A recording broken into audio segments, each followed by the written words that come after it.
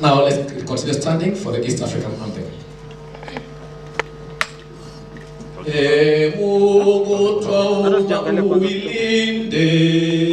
Jumuiya Afrika Mashariki, tuwezeshe kuishi kwa amani, tuilinde jumuiya yetu, zote tuilinde, tuadibike, tuimarike, umoja wetu ni nguzo yetu, idumu jumuiya yetu. Thank you.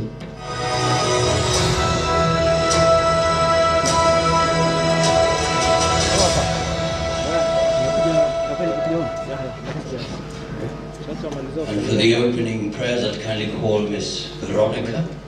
Miss Veronica, once you please come forward. A big round of applause for her as she comes.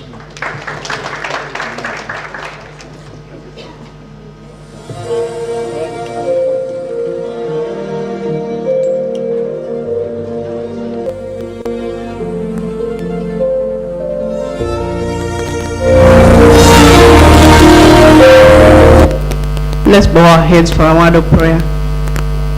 Father, in the name of Jesus Christ, we glorify the name of God. We thank you for the far you've taken us. You have been faithful to us as a country and in an office, O King of Glory. And as we celebrate your goodness this moment, O King of Glory, we pray, King of Glory, thy presence will be with us. Whatever we are going to deliberate today, O God, for the goodness of this country, it will be fulfilled for the glory of thy name.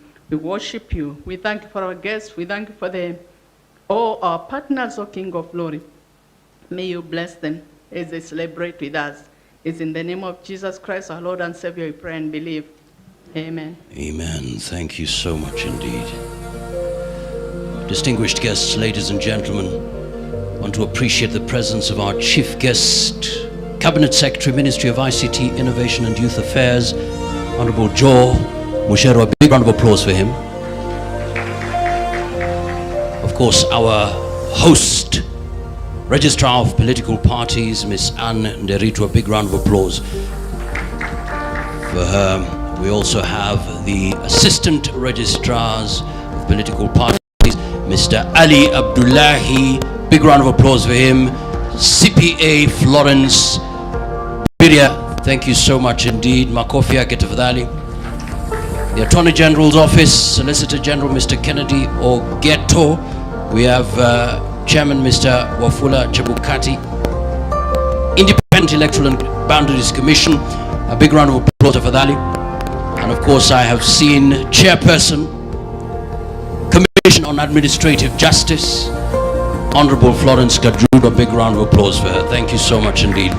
It's an honor. My name is Johnson Mwakazi. A great delight indeed to be here as we mark this remarkable moment. I'd kindly request, wherever you are, just let's stand once more. Just once more. Let us be upstanding. Let us be upstanding.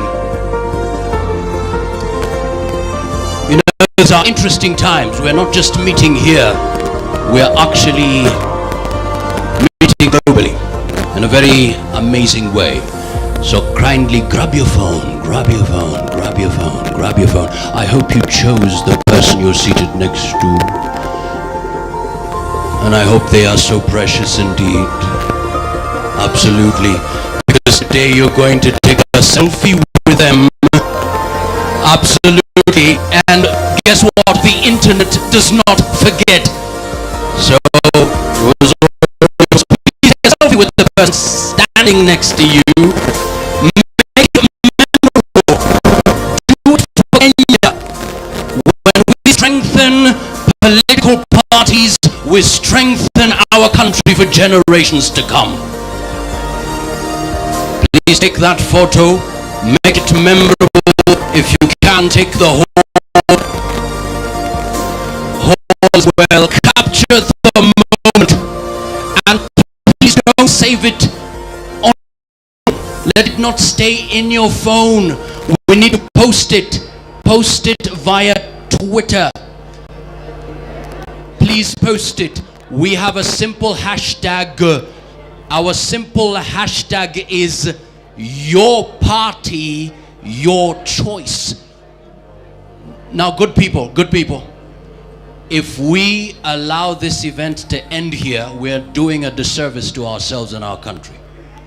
So I challenge all of us, that photo, post it via Twitter, Facebook, WhatsApp, whatever online platform you are in, and make sure you have the hashtag your party, your choice. Once you're done, you can take your seat. Please tell the world that we are meeting here. The ECITIZEN platform is set. We must be at the very center of making a difference in this country. Your party, your choice. Once you're done, you can take a seat. Now, I need you to still stay on your phone. Just check your phone. Check your phone. Make sure you are online. Make sure you are online. Make sure you are online. Now, quick exercise here. This is for everyone. This is for everyone. Grab your phone. Simple exercise. It's very simple. All you have to do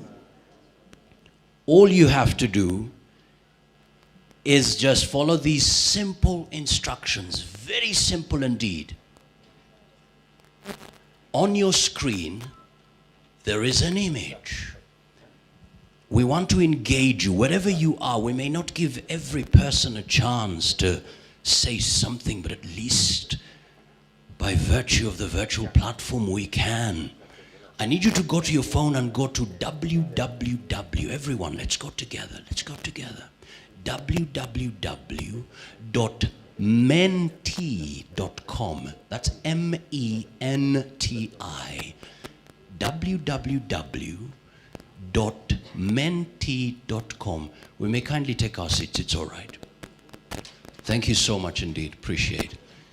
www.menti.com. I hope all of us are there. This is for everyone. This is for everyone. Now, once you are in there, it will ask you for a code. It will ask, it's MENTI. So let's go together. Let's go together. www.menti, that's MENTI.com. That's www.menti.com. Once you're in there, it will ask you for a code. The code is simple. Let's go together. Let's go together. Shh, let's go together. 2727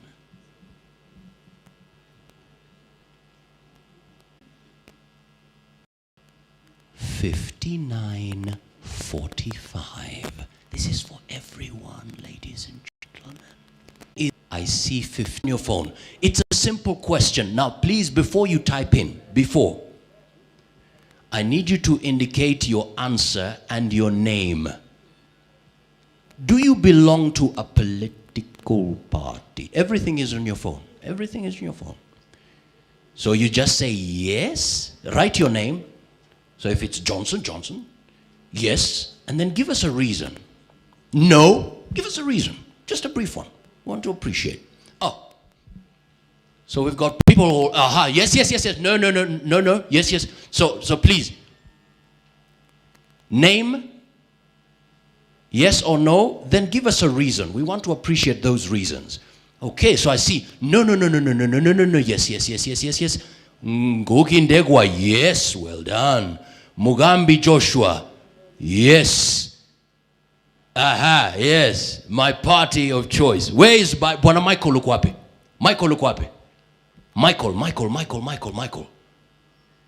Okay. Let's go. Haron Mutwiri. Yes, Devolution Empowerment Party. Where's Haron? Haron Mutwiri. Makofi yake tafadhali. Njoo bwana. Njoo tafadhali. Asante sana. Bwana Haron. Jacqueline Koskei hujatuambia. Yes, found myself. Frida uko wapi? Umesikia vile? Yes, found myself already registered. Haya, where's Frida? Frida uko wapi? Frida, where is Frida? Frida, uko wapi? Because we are here to create Frida. Haya, Frida, we don't want to miss you out. But that was, okay. Millicent Abudo. Yes. Angela Odwor Lungati. No, I am not. Where's Angela? Angela, we just want to appreciate you. Where's Angela? Angela. Where's Angela? Please come. Makofi yake tafadhali. Njoo. We want to celebrate you. Angela, njoo. Uko wapi? Makofi yake tafadhali. Well done. So we have a yes and we have a no. Just briefly, tell us your name and maybe the organization you represent, and then just briefly tell us why yes and why no. Just briefly. We want to appreciate and celebrate you. Do we have a microphone? Microphone there? All right.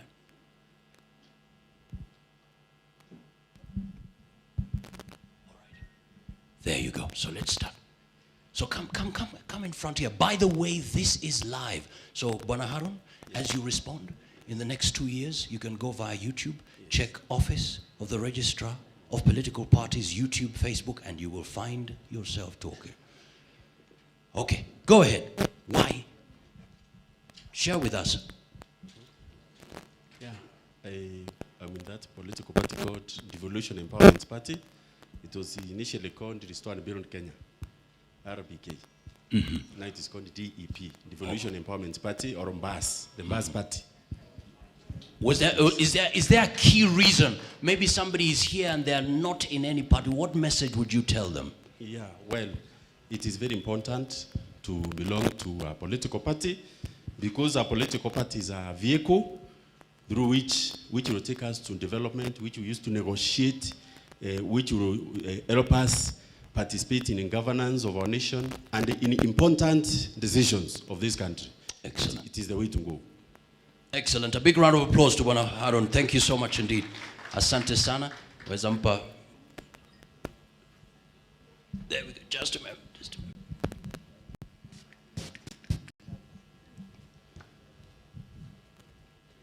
So no. So why is it? Well, in my line of work, I have to be impartial. So, because I encourage people to participate in the electoral process, I do have to be impartial. I can't be seen to be siding on one side or the other. Okay. Yes. All right. Makofi out of Adali. Thank you so much indeed. Asante sana.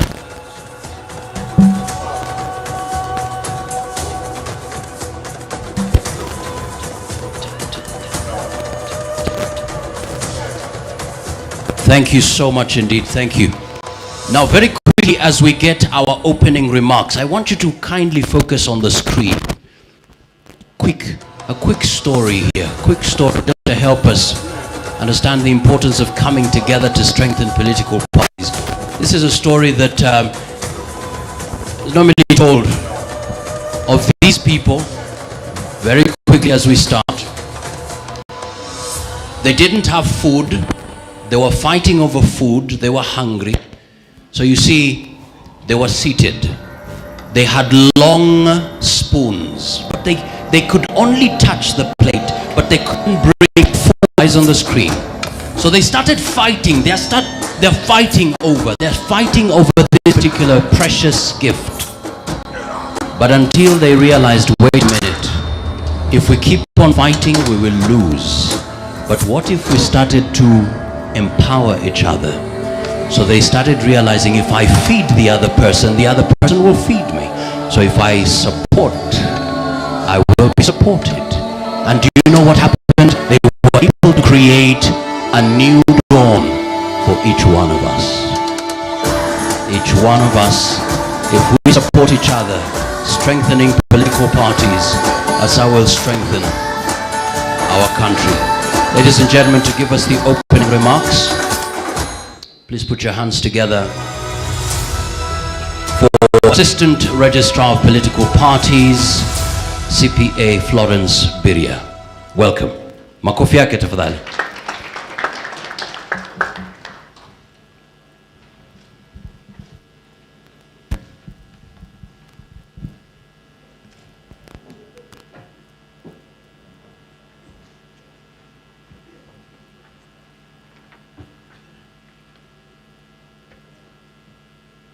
Mgeni wetu wa heshima, Waziri wa Teknolojia, Uvumbuzi na Masuala ya Vijana, Bwana Joe Musheru, Msajili wa Vyama vya Kisiasa, Bi Ann Nderitu, Mwenyekiti wa Tume Huru na Wakilishi wa taasisi mbalimbali za serikali, wageni mashuhuri waalikwa, wawakilishi wa vyama vya kisiasa, maafisa wenzangu katika afisi ya Msajili wa Vyama vya Kisiasa, wangwana wote mliofika, mabibi na mabwana, hamjambo.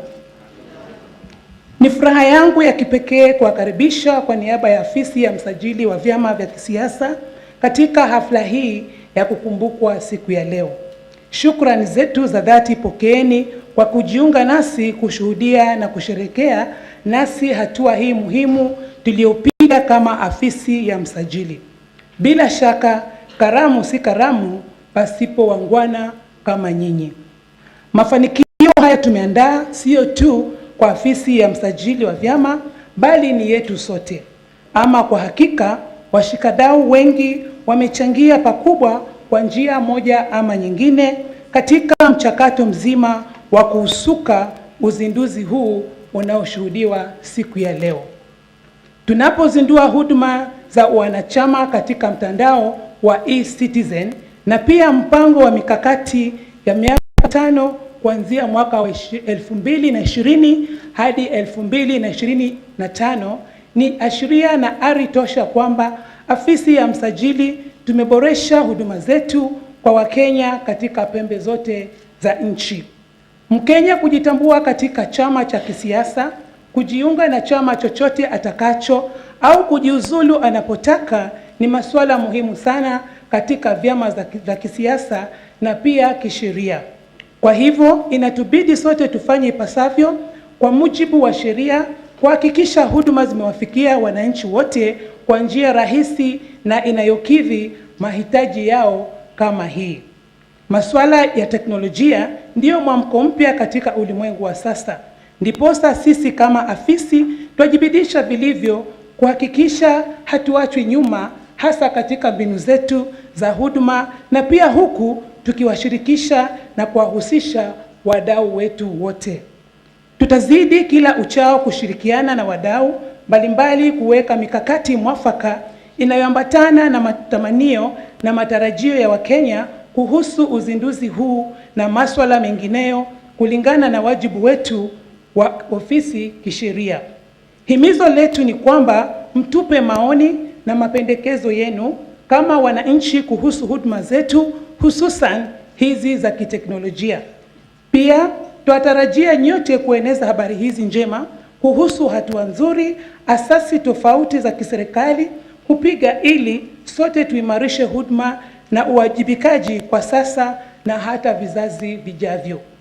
Tukumbuke kuwa hatua kama hii na huduma zingine zilizoorodheshwa katika mtandao wa ECITIZEN ni mojawapo ya hatua murwa ambazo nchi yetu imepiga katika kutoa huduma kwa umma na kuiweka Kenya katika ramani sio tu barani Afrika bali dunia nzima kwa ujumla. Tuyatieni maanani na kuyazingatia mengi tutakayoelezwa au kuonyeshwa na wanenaji akiwemo mgeni wetu wa heshima ili sote tufanikishe hatua hii njema na tajika katika huduma kwa taifa letu tukufu. Kwa haya machache basi nawakaribisha nyote mlio huu na hata wale wote wanaoambatana nasi kwa njia ya mitandao katika hafla hii nikisema karibuni na asanteni sana. Asante sana Bi Florence Biria, afisa ya usajili. Ama kweli imeboresha shughuli zake. Ako mapendekezo, eneza habari hii njema na tunaiweka Kenya katika ramani upinzani dunia nzima. Tafadhali mpigieni makofi tena. Shukran, asante sana. Moja. To our next speaker, she works with the Democracy Assistance Team in Kenya on political parties, women and youth. She has over 10 years of experience in democracy assistance, and she previously worked with the National Democratic Institute. Please welcome Oslo Center Special Advisor Kenya and Tanzania, Phoebe Mungai. Madam Phoebe Mungai, karibu sana.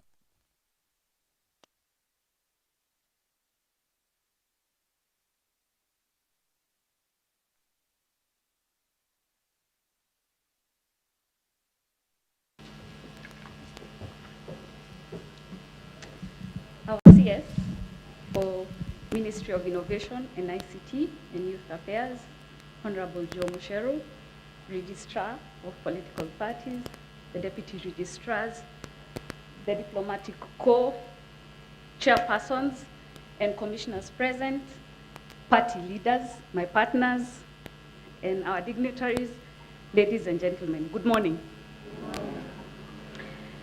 So, political parties love quoting Article 38 of the Constitution. And Article 38 gives us the political rights for every citizen to freely join a political party, form a political party, and participate actively. Today, the Office of the Registrar of Political Party has given life to this article through onboarding ORPP services on ECITIZEN. This effort is a major milestone in integrating technology to advance democracy. In June this year, when the Office of the Registrar put out the membership verification pilot project, Kenyans were startled because some found themselves in political parties that they'd never registered in, while others were excited because they were able to confirm that they were members of the political parties that they registered in. So today, Kenyans will be able to, through a click, confirm their membership status, join a political party, or resign from a political party. This effort is a great step towards providing an opportunity for citizens to exercise their basic democratic rights and access timely information. We are in an age where information and technology is critical, and ORPP and political parties are seizing the moment. They are using technology and adapting best practices in political party management and regulations.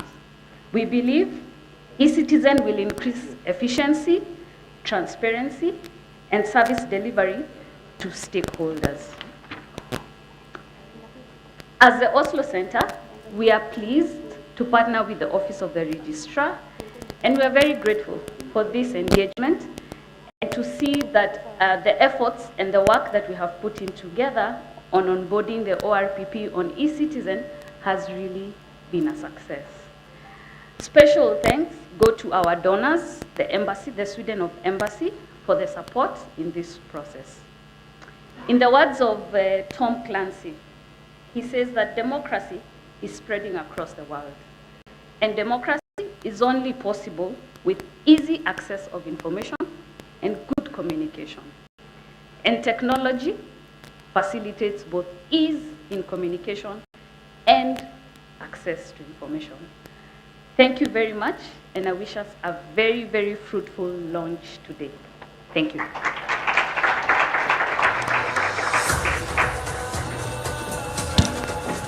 Well, thank you so much indeed, Ms. Phoebe Mungai. Indeed, this is a major milestone in integrating technology and democracy, and it will enhance, that is, e-citizen, efficiency, transparency, and service delivery to citizens. So thank you so much indeed. Next on line,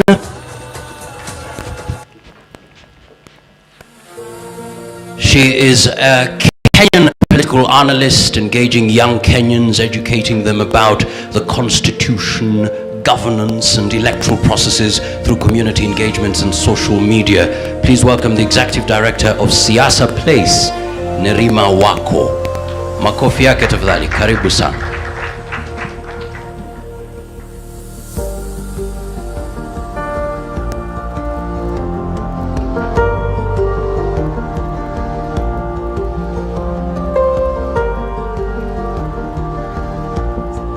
CS Musheru, Ms. Anne Diritu, distinguished guests, ladies and gentlemen, good morning. Young people, we are the majority, but those numbers are useless without participation. Participation is key. We all know that an election does not start on election day, but a major event during the long process is political party primaries. You get to select the leader that you would like to see on the ballot. But there's a problem. You have to be a member of this party to do that. But there are many challenges. Many youth do not belong to political parties. Many think the process is tiresome, and others just do not see the need. And for women, it is a question sometimes of safety. Young women's participation in political processes remains dismally low. Youth in rural areas, as we know, are much more engaged politically compared to the youth who live in urban areas. Now, with this, it is the future. It opens the doors to so much more. It is a bridge to safety, a bridge to accountability, and a bridge to improving access. Not many countries can brag about having such a platform. So for me, it's to say congratulations to ORPP, Ms. Nderitu and your team, and we're always looking forward to supporting this platform to making sure that it works to the capability it should. Thank you.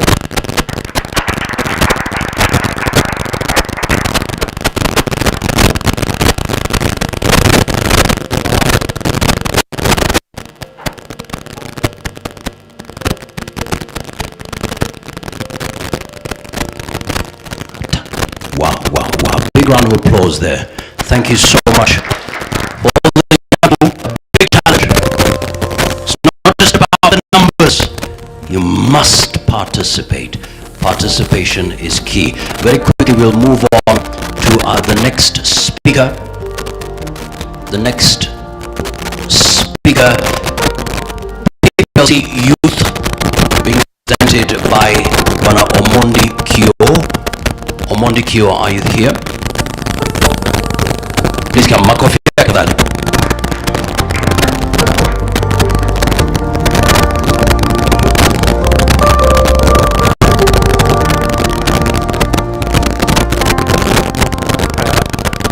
Bwana Waziri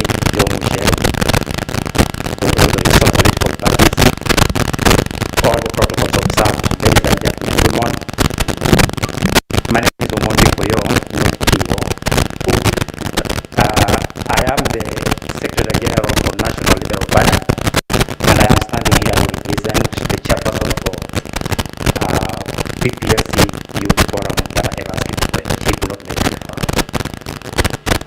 Bwana Michelle, we are glad to see you here, and it is indeed our humble request to you, being the President's eye in this meeting, that please, when you have a meeting, you sign with the head of state, please consider asking your cabinet to enhance the budgetary allocation to the office of the digital political parties, because this is an office that is doing a very wonderful job, and we need it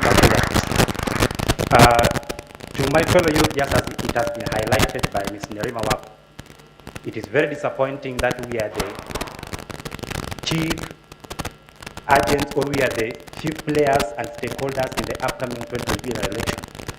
But given the recent developments that we actually witnessed in the recently conducted enhanced voter registration, it is heartening and discouraging to see that young people are not coming out to take up the role that they ought to play as part of their civic. It is us who forms this government, and then it is us who come back again and complain that we are not being led in the right manner. I therefore beseech the youth of this country. It is not just enough to follow politicians. It is not just enough to say I belong to a political party. Ensure, register, and exercise that democratic right by voting in the leadership you want for this country. The leadership of this country will only get better if you actively participate, not only participating, but playing a key role in ensuring your resources are properly managed in this country. And I therefore beseech all the players in the sector and to the IEBC, please kindly liaise with various departments of the government so that you can organize a fresh registration exercise for Kenyans. We cannot afford to go to an election where the people who are supposed to play a critical part are left out because you are complaining you don't have money. That's a lot of money. We have Waziri here. He will take your message to the president. So please, Waziri, kindly help us so that the Office of the Registrar can continue institutionalizing political parties so that we can better manage our party membership. Thank you very much.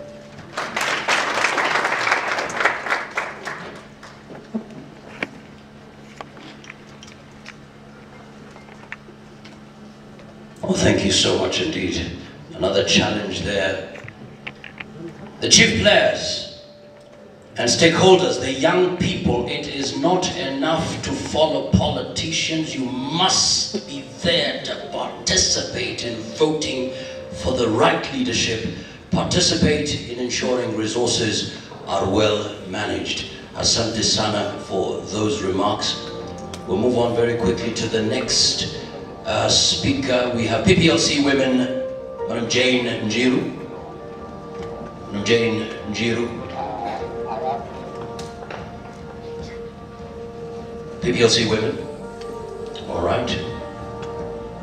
Thank you so much. We'll move on to the next speaker.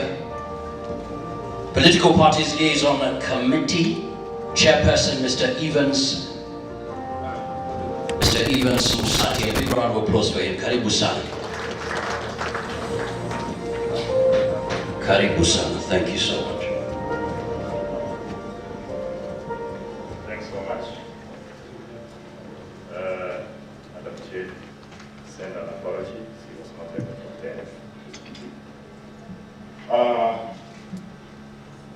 Our CS, Sean Kelly, to the Cabinet Secretary of ICT, Innovation and Youth Affairs, Registrar of Political Parties,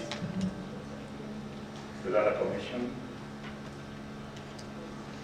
all distinguished guests, party leaders, good morning once again. Good morning. My name is Evans Musati. I'm the Chairman, National Steering Committee, PPLC for the political parties. Now, I'm pleased to speak in front of many invited guests. But I want to thank the Registrar of Political Parties because before this meeting, she has been engaging the political parties on the process of what we are launching here today. So I want to see the leaders of the political parties to welcome all the other invited guests. The leaders of political parties, where are you? I'm not seeing you. Please raise your hands where you are. Welcome the other leaders. You can see majority of the members are the leaders of the political parties who are themselves the owners of the data that we are talking about. In developed countries, people don't shy, or rather civil servants don't shy away from being members of political parties. But in Kenya, if you find yourself by design or by default in another political party, you want to kill the members of that political party. I don't know why. We should be able to be proud to be members of political parties. As we move forward, of course I can tell you, Madam Registrar, from today on, we'll have a few cries here and there. Kitaumana, for a week or so, before we stabilize. So even when the airplane is taking off, there is some turbulences, kidogo. That one you must be ready as Kenyans, because when you launch the ECITIZEN in June. It was the complaints that made it to go down. So the thing will continue. But given that now we are telling Kenyans that you don't need to bring any chaos, you can honorably resign from that party that you have found yourself. To my colleague party leaders, from the coming 1 week or so, you have to stabilize your numbers, because some will go neither here nor there. But I want to ask the political parties, more than ever before, this is the time that the political parties need the political parties fund, so that they are able to engage the IT guys in each and every political party. Because Kenyans are not going to go out there and do this thing on their own. Waziri, Kenyans will only go through the political parties. So the political parties need to enhance their ICT departments so that they can register more members. And of course, those who are resigning, they can be assisted by the political parties. The other thing I wanted to say has been said by my youth leader. I personally, I went to observe what was happening in the voter registration. We engaged IEBC and we told them to involve the political parties. I am sorry to note that they ignored our calls and the results have been seen. Have you seen the results? Almost 15%, 20% turnout. Kenyans out there, we have a serious voter apathy, and some of it is attributed to lack of civic education. So as much as we want to say that we are empowering Kenyans to be able to exercise their democratic right, some of the people, they were not able to reach their stations because of hindrances like finances, transport. Some are staying in towns, some are staying in farms where they're working, which is far from the areas.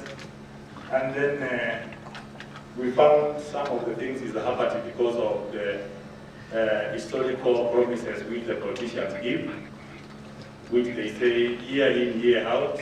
They have been promised about development. So sometimes you find the youth who are really lacking.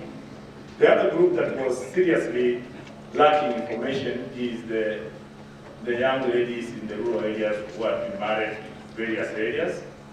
I did barristers and I realized young ladies, they don't see the need to vote in the first place.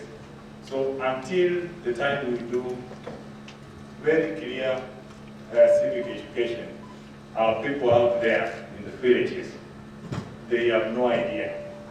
It was shocking because the one constituency I went to where I did barristers, the percentage on Wednesday, on Thursday when I had attended the donor meeting, the same day I called the FDC guy, he sent me the data to my phone. It was 11%. After I spoke in those 2-3 barristers, when I was leaving on Monday, we were at 21%. Interestingly, civic education is very, very important. So we need to do it, and IBC need to engage, and unfortunately now, where the gaps are is the donors through UNDP. Hospital Center, I heard they were here, that we need to get those donor funds that UNDP or the donors were giving so that the civic education can continue. And we need another time of like 2 months for enhanced voter registration in the new year. Otherwise, with those few remarks, I want to say the registered political parties, be ready for whatever outcome. I told you earlier that we are proud of you as the register. You have done quite a number of activities. I call you, you are the regulator of political parties. You regulate even at night. I sometimes call you at night when things are bad. But be ready now as we move, that anything that happens, we are able to moderate and calm to stability. Thanks so much for listening.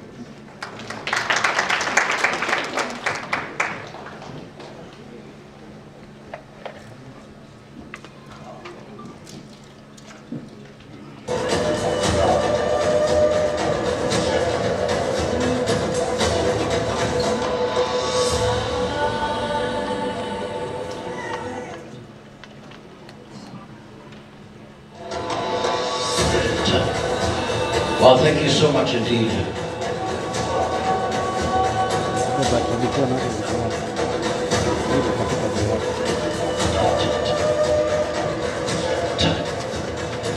Thank you so much. Be proud to be members of political parties. You don't have to bring any chaos.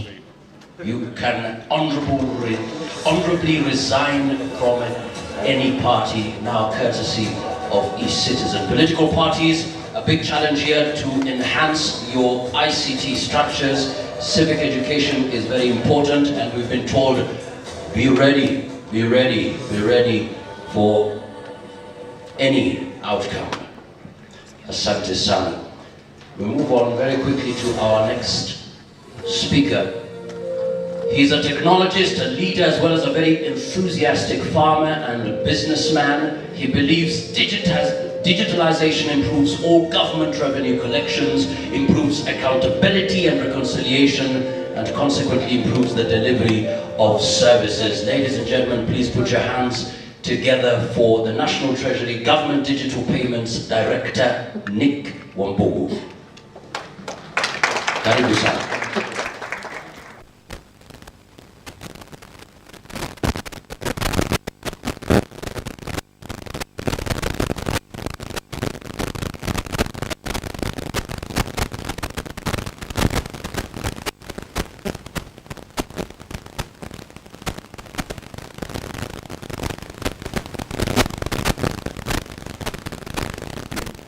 We've done ECITIZEN for 7 years.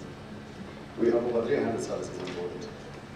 We have provided services to Kenyans from around the world 24 hours a day. This is the first time I have been invited for a launch.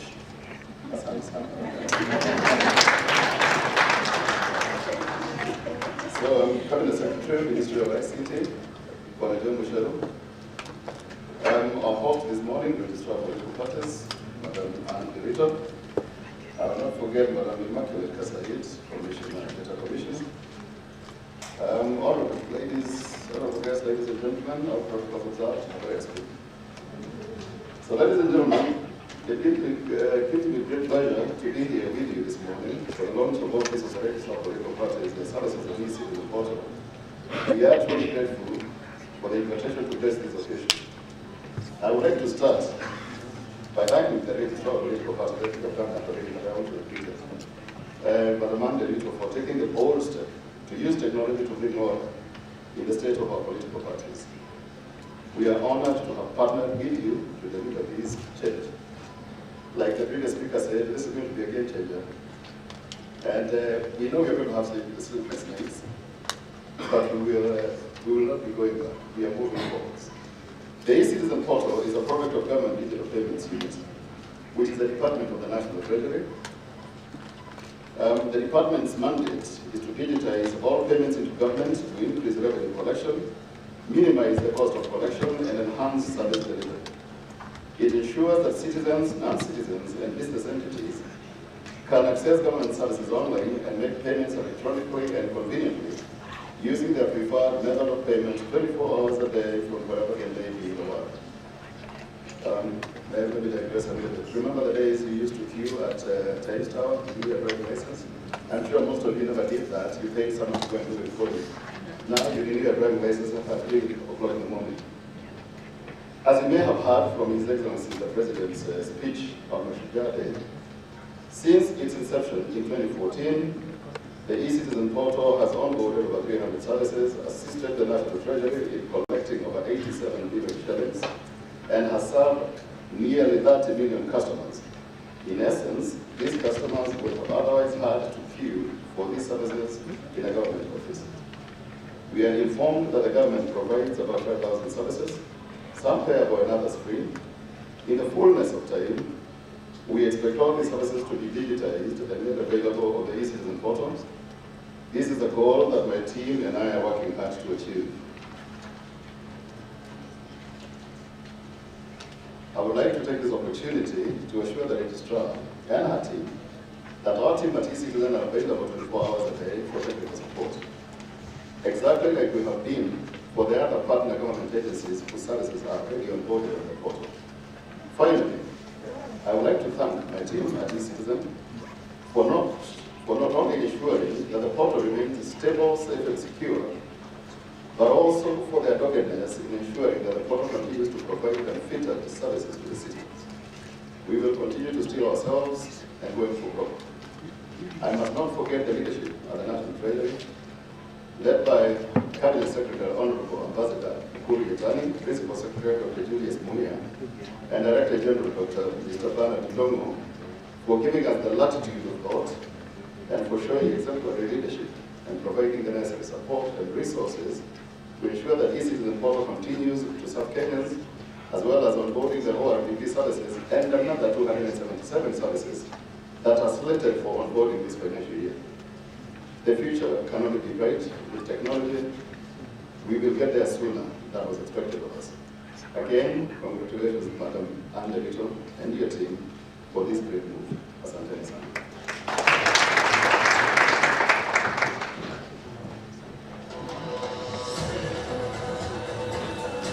Wow, with technology, the future can only be better. And of course, available 24/7 for any technical support. Makofi yake tena. Government digital payments. Thank you so much, Director Nick Wambugu. And of course, you can imagine, just imagine 30 million Kenyans queuing. 30 million Kenyans queuing. Courtesy of ECITIZEN, all that is history. So we celebrate what you've done and what you are still doing. Very quickly, we move on to our next speaker. Please put your hands together for the Chairperson, Political Parties Dispute Tribunal, Ms. Desma Nungo. Makofi yake tafadhali. Thank you so much. Karibu sana.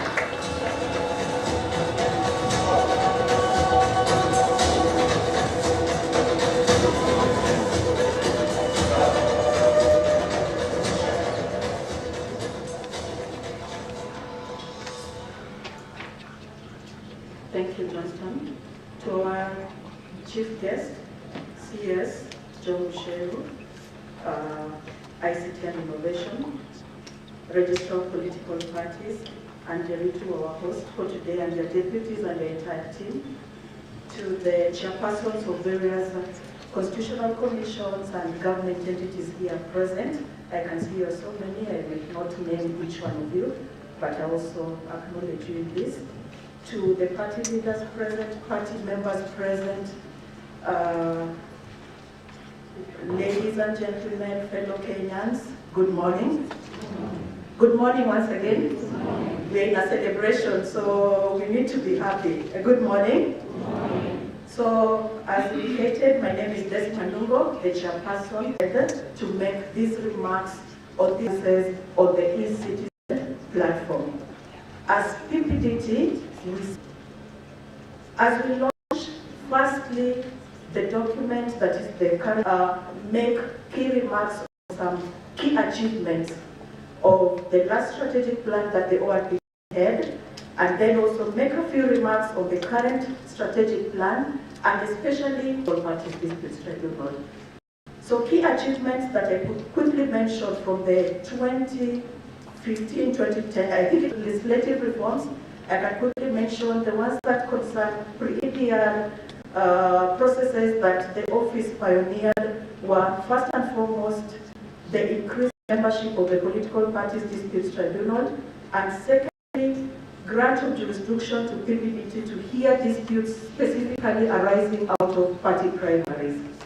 So these particular amendments are celebrated by PPDT because they have strengthened our operations, and indeed we have joined the office of the ORPP in strengthening political parties with a view to deepening the democratic space that we are trying to create in multi-party democracy. So other than those key achievements on amendments to legislations, I am also proud of the achievements to do with strengthened stakeholder partnerships. And with that respect, as PPDT, we have in the past partnered and assisted in developing what we call the internal dispute resolution model rules for political parties. I know there's still work in progress in that respect because it calls for a lot of sensitization, it calls for a lot of reviews, especially of the period that we are facing, but we just want to mention that that is one other proud achievement that PPDT is proud about. Now, as we speak on the document that you are launching today, I know I've started with the document, then I'll get to the mood of the ICT aspect of it. But just to bring all the launches into perspective, I appreciate that the Office of ORPP, having learned from the challenges, the key achievements that they made in the past, they undertook a situational analysis and they've come up with current key result areas for their current strategic plan, which are also alive to the fact that we are now facing an electioneering period. And this calls for a lot of preparedness. And the key pointers is that I've seen key result areas which I've interacted with on the issues of strengthening registration of political parties, compliance of political parties, and just strengthening political parties generally. In addition to that, we see you speaking a lot of ICT, embracing ICT, and indeed what we are launching today is one of the ICT achievements.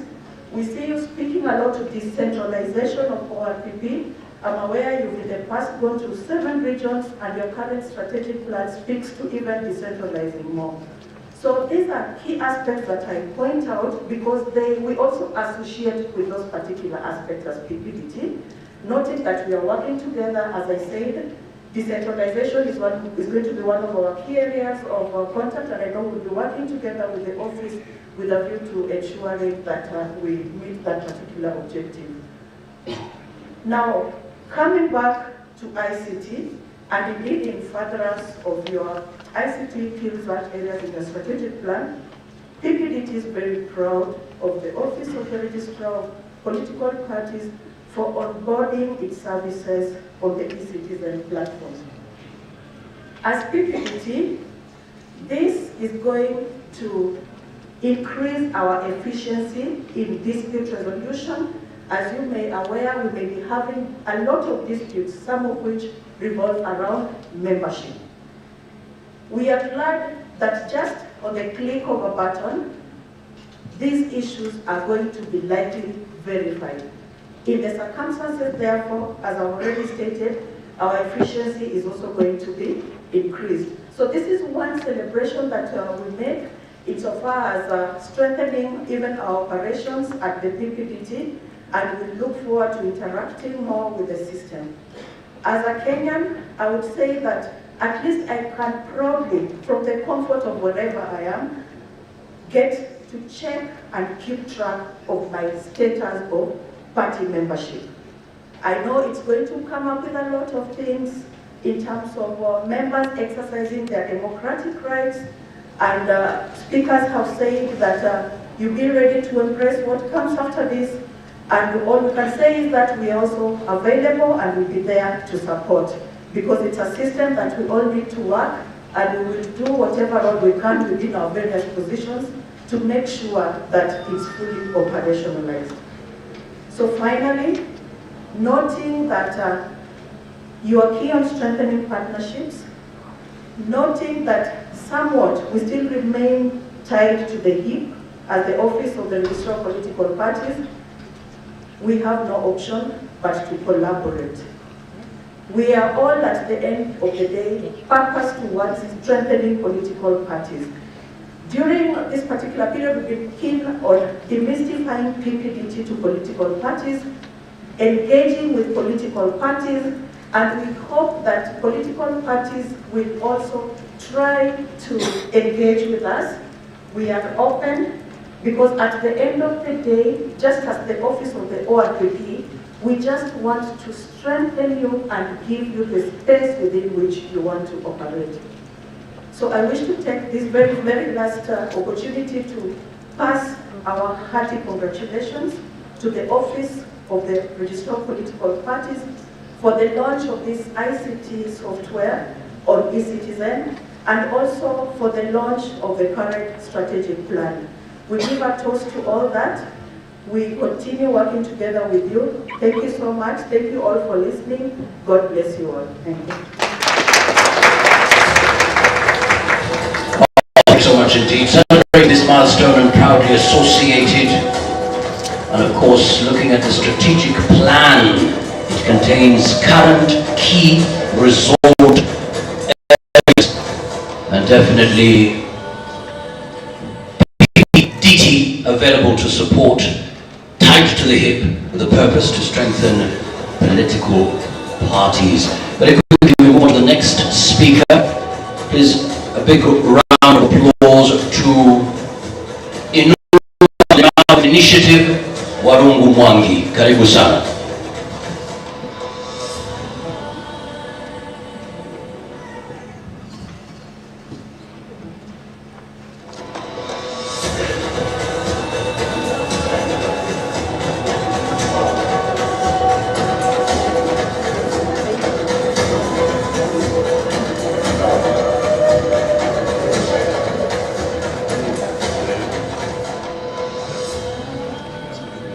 Good morning, all. The chief guest, and the Lito, and all protocol observed. I almost forgot and say the appearance as before. You see, being a member of the bar, I'm Warungu Mwangi. I'm a lawyer, one of the youngest lawyers, and one of probably the youngest political bandits in Kenya. I almost say the appearance as before. When you appear many times before a bench, you assume that the judge knows you. So you just introduce yourself by saying appearance as before. Let me first start by passing my regards and congratulatory remarks to Madam Anne Delito. I remember the last almost 1 month and a half we had a discussion with her, and she really promised the member of our organization that we'll be able to be attending today's organization meeting. I told her that probably the registration of Kenyans to various political parties will be one of the biggest political infrastructure, not only in Kenya, but in Africa. And I remember teasing to her and telling her this one can only be compared to the express highway that is coming from the airport to James Gishoro, which is also the biggest road infrastructure in Africa.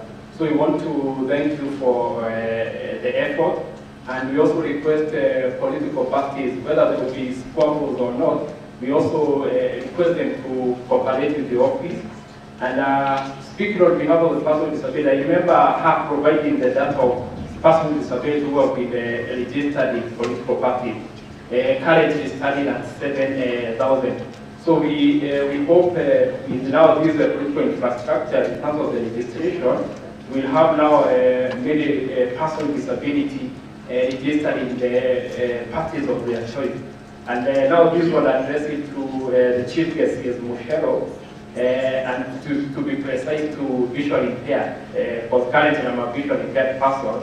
There is a speech program that is normally used by person living with visual impairment, called Job Access with Speech, the one that they are them to read everything that is in the desktop. If we can have this will also double to the political party, it's also accessible to persons with disability. They will be able to maneuver through the ECITIZEN and make their choice. It's a very important choice as premised in Article 13. I think it has been highlighted in today's meeting, which allows the registration of people in the other voter and their participation in political parties. So with those few remarks, I thank the Office of the Registrar of Political Parties, to be precise, Madam Anne Delito. I thank the political parties, and I hope they will be able to cooperate with the office.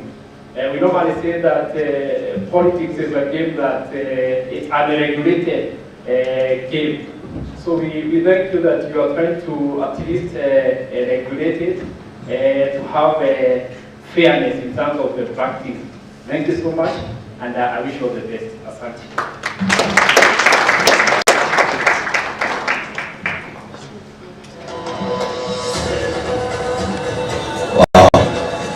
Wakili Mwangi, a big round of applause to Wakili. Thank you so much indeed. Political parties, please cooperate with the Office of the Registrar of Political Parties. And of course we've been challenged there.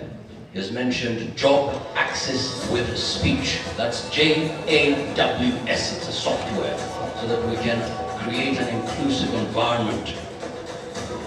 So thank you so much indeed for that, Wakili Mwangi. We want to move on to another speaker here. He has a wide experience in community work and disability rights spanning nearly 20 years. Formerly a public administrator with the government and a founder of the Northern Nomadic Disabled Organization, the first organization of persons with disabilities targeting nomadic communities in Kenya. Please welcome CEO, National Council for Persons Living with Disability, Mr. Harun Hassan. Karibu sana, karibu sana.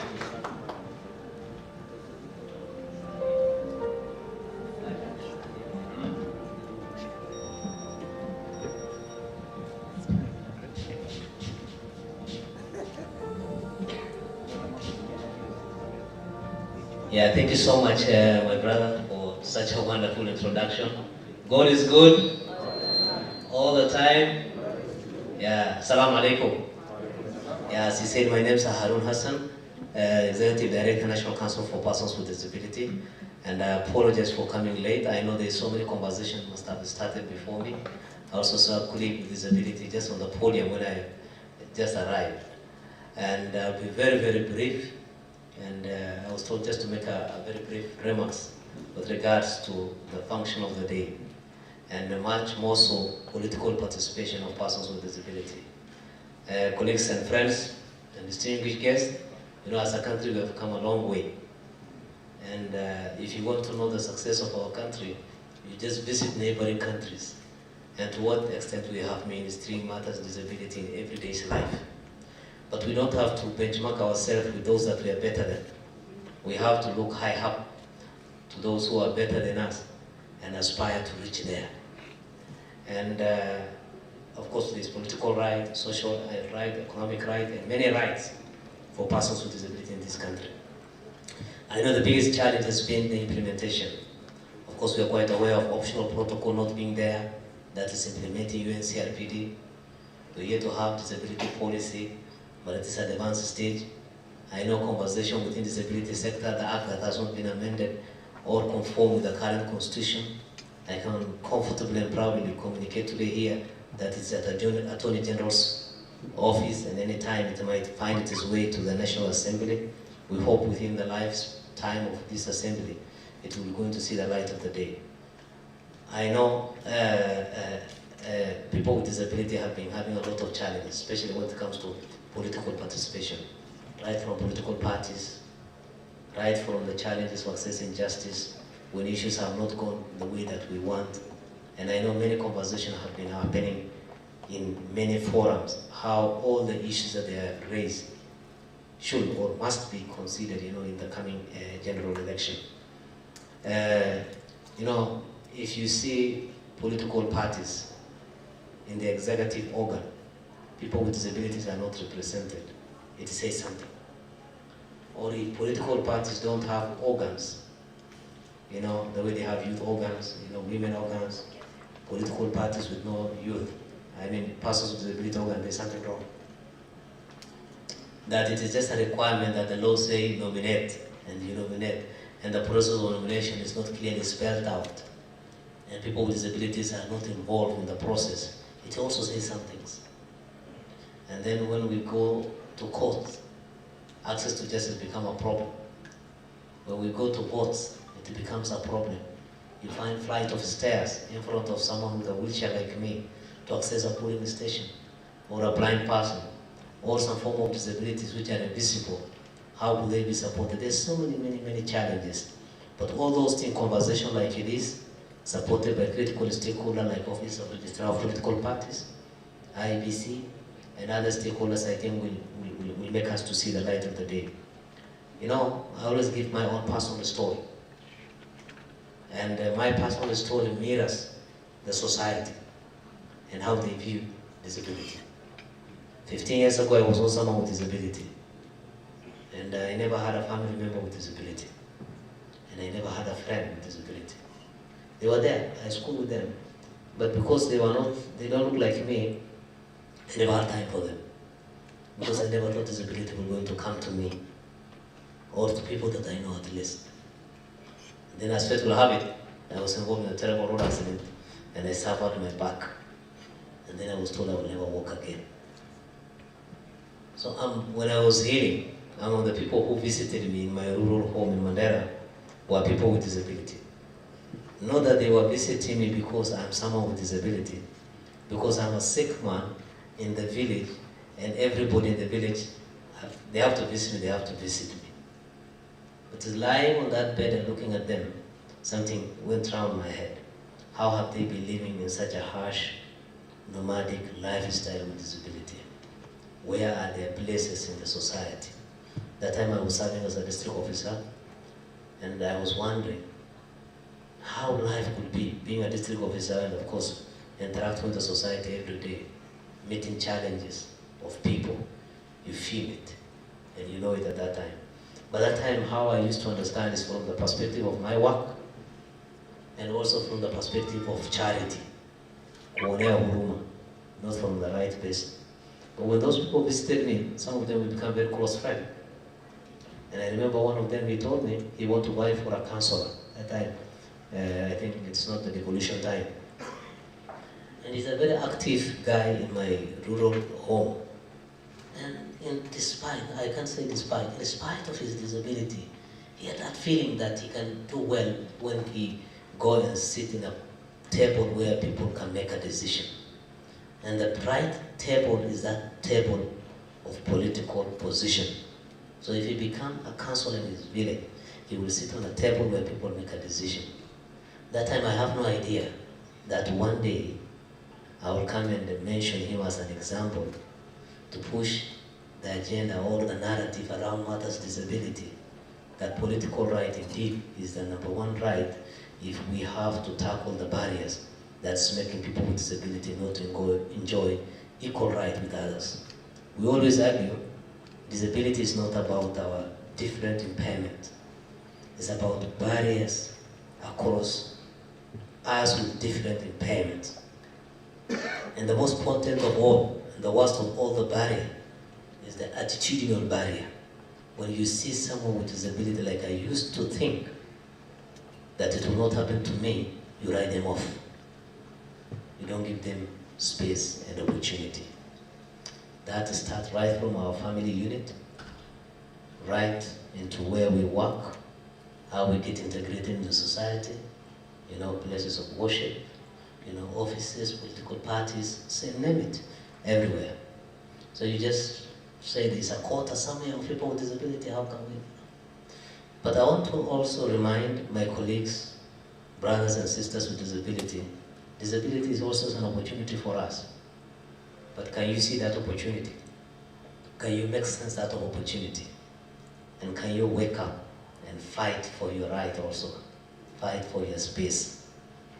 If you just sit there, no one will come and tell you you have this right.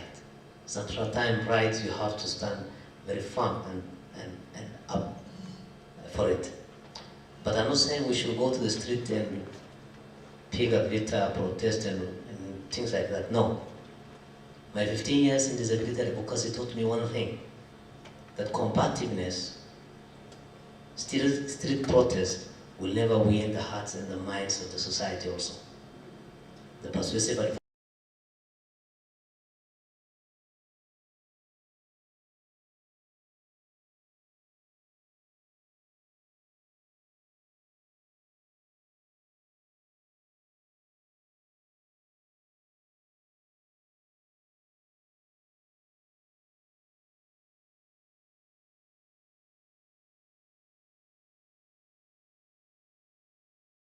and we'll continue to do, but we have much more to achieve. National Council for Persons with Disabilities State Agency, formed by an Act of Parliament in 2003, and is mandated to handle all matters of disability.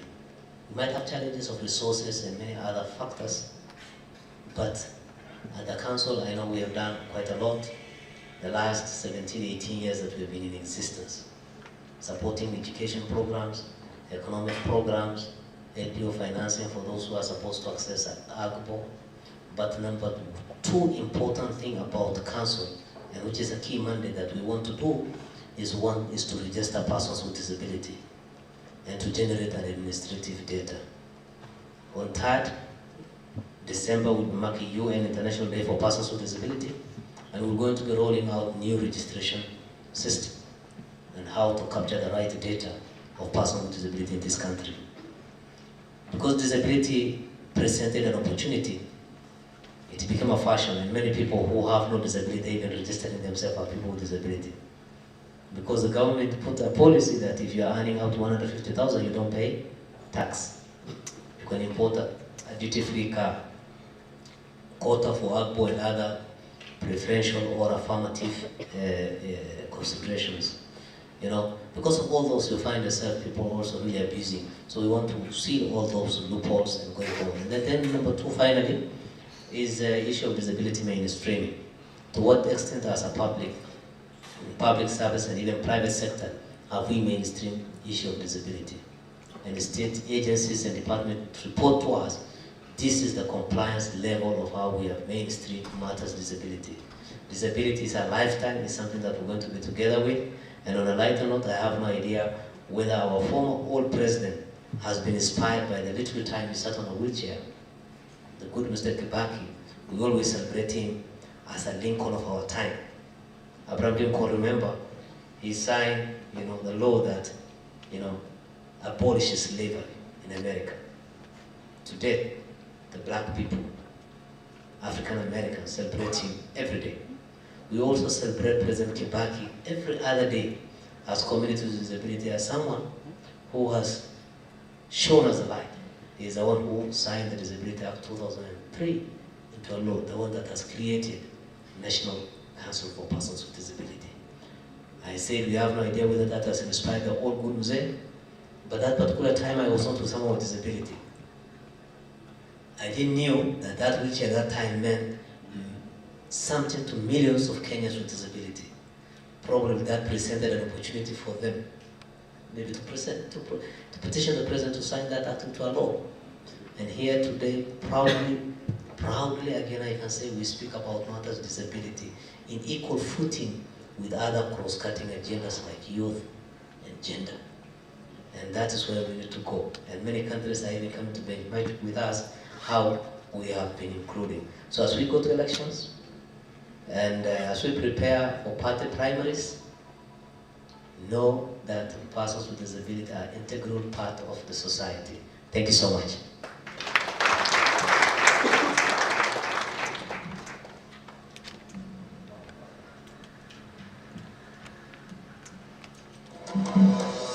Wow. Thank you so much indeed. Mr. Harun Hassan, another big round of applause. 15 years ago, he wasn't where he is. So that is why all of us must be at the very center of making sure that the voices of persons living with disabilities are heard. We must look higher up to those who are better than us and strive to be better. Despite the disabilities, we can do well, we can be part of the table of discussions, deal with the barriers across the different impairments, especially attitudinal barrier. And finally, disability can be an opportunity. We must make sense out of that opportunity. Asante sana. And take note of 3rd December. 3rd December, United Nations International Day of Disabled Persons. Asante sana. Thank you so much indeed. Now very quickly, we move on to our next speaker. Our next speaker is an advocate of the High Court of Kenya with over 25 years of experience on the bar. She has served as the women representative for Meru County and former vice chairperson of the Law Society of Kenya. She is currently the vice chairperson of the Constitutional Commissions and Independent Officers Forum, and also the Secretary General of the African Ombudsman and Mediators Association. Ladies and gentlemen, a big round of applause to the chairperson of the Commission on Administrative Justice, Office of the Ombudsman, Honorable Florence Kajuju. Karibu sana. Hata mnyonge ana nini?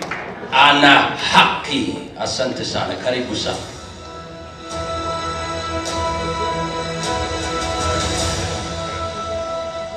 Thank you, Mwakazi, for that introduction. Our Cabinet Secretary, Honorable Joe Mushero, our host today, Ms. Anne Derito, the chairpersons who are present, the commissioners present, especially the data commissioner, the political parties representatives who are present, all the members present, good morning. God is good, and all the time.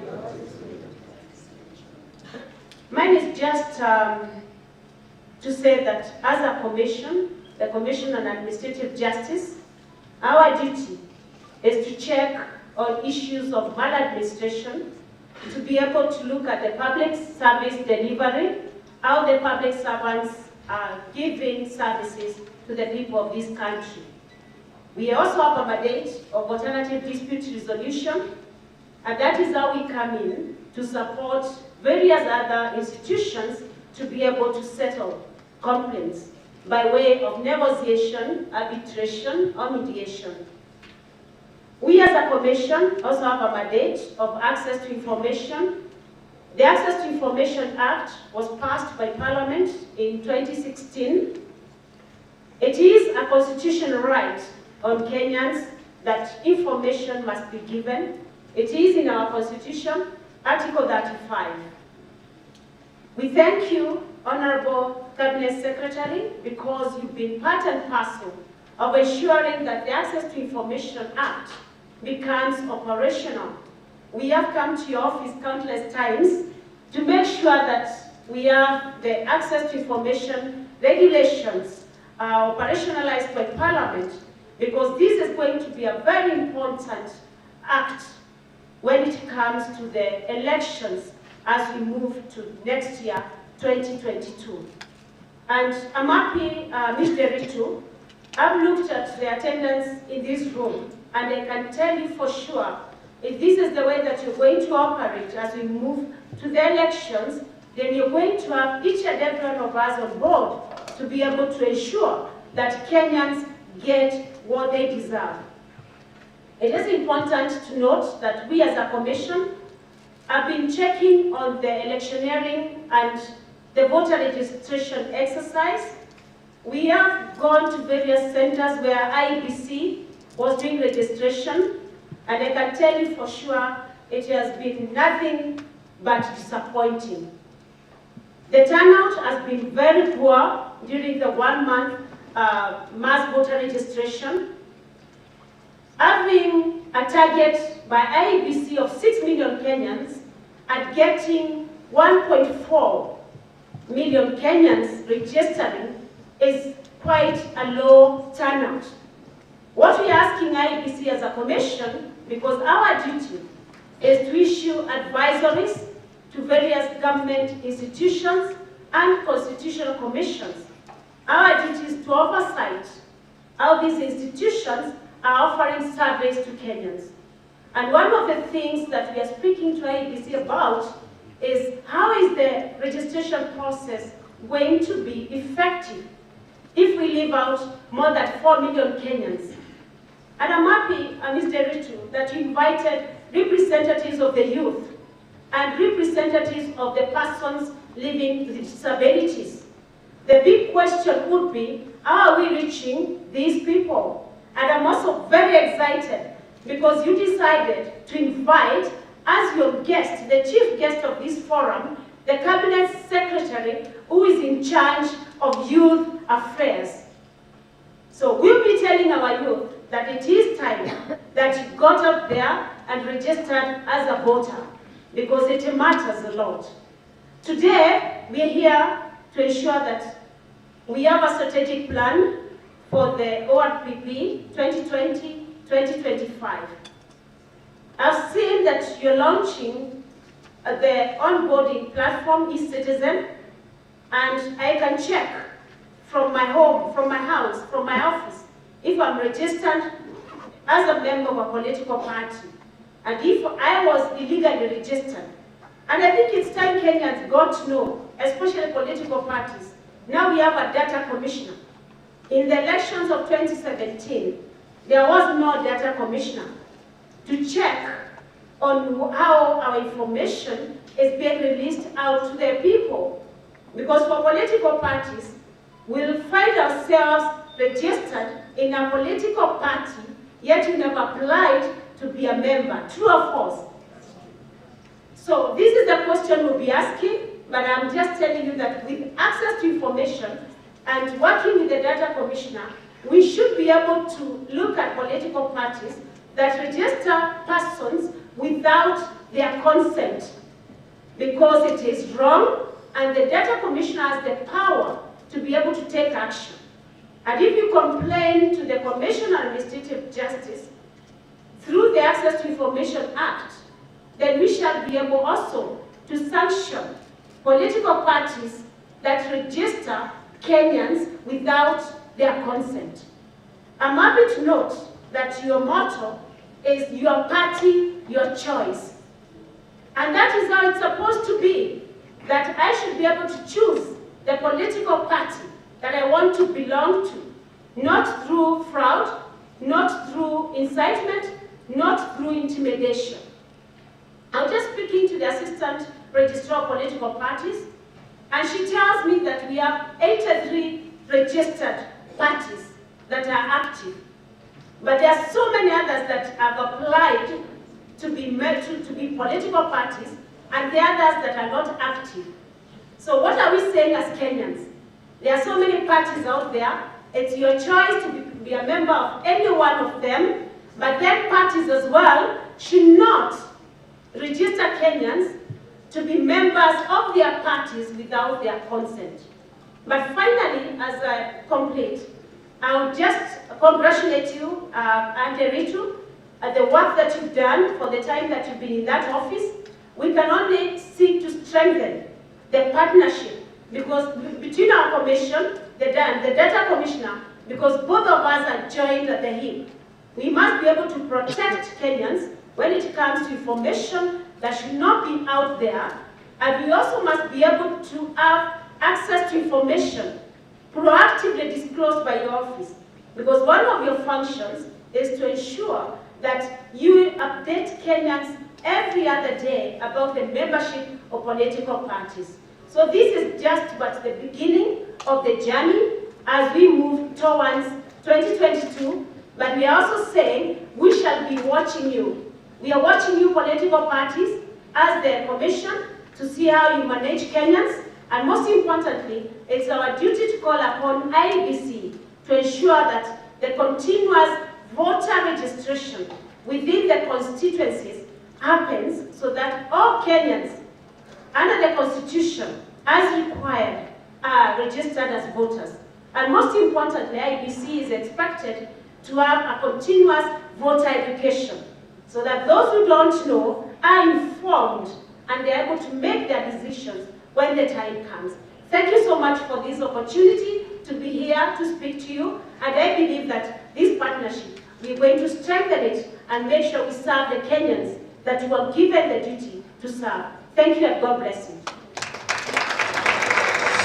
Oh, thank you so much, Honorable Kajuju. Asante sana. Makofi yake tafadhali. Thank you so much. Political parties, we are watching. We are watching you. We must protect Kenyans.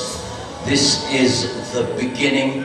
And of course, I should choose which political party I belong to, not through fraud or intimidation. Now, very quickly, your phone,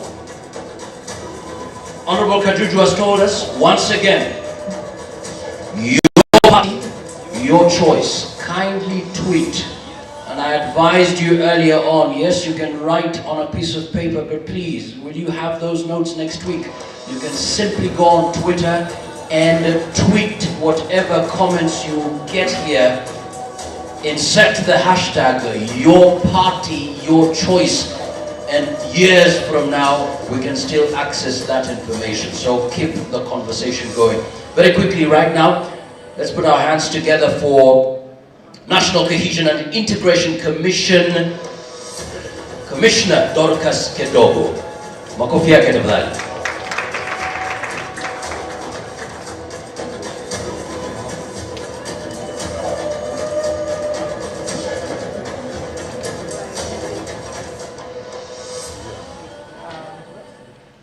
Chief guest, who is the Cabinet Secretary,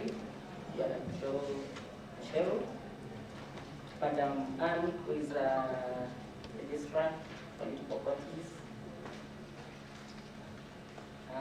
other distinguished guests, ladies and gentlemen. Protocol observed. Good morning. Good morning. I'm here to represent our chair. I'm Dr. Kedogo from SHC, Commissioner there. We are working together with other agencies, the Office of Political Parties Inclusive. We engage on so many forums because we are fighting the same cause. We are working together, and because of that, I was looking at their core values, where there is inclusivity.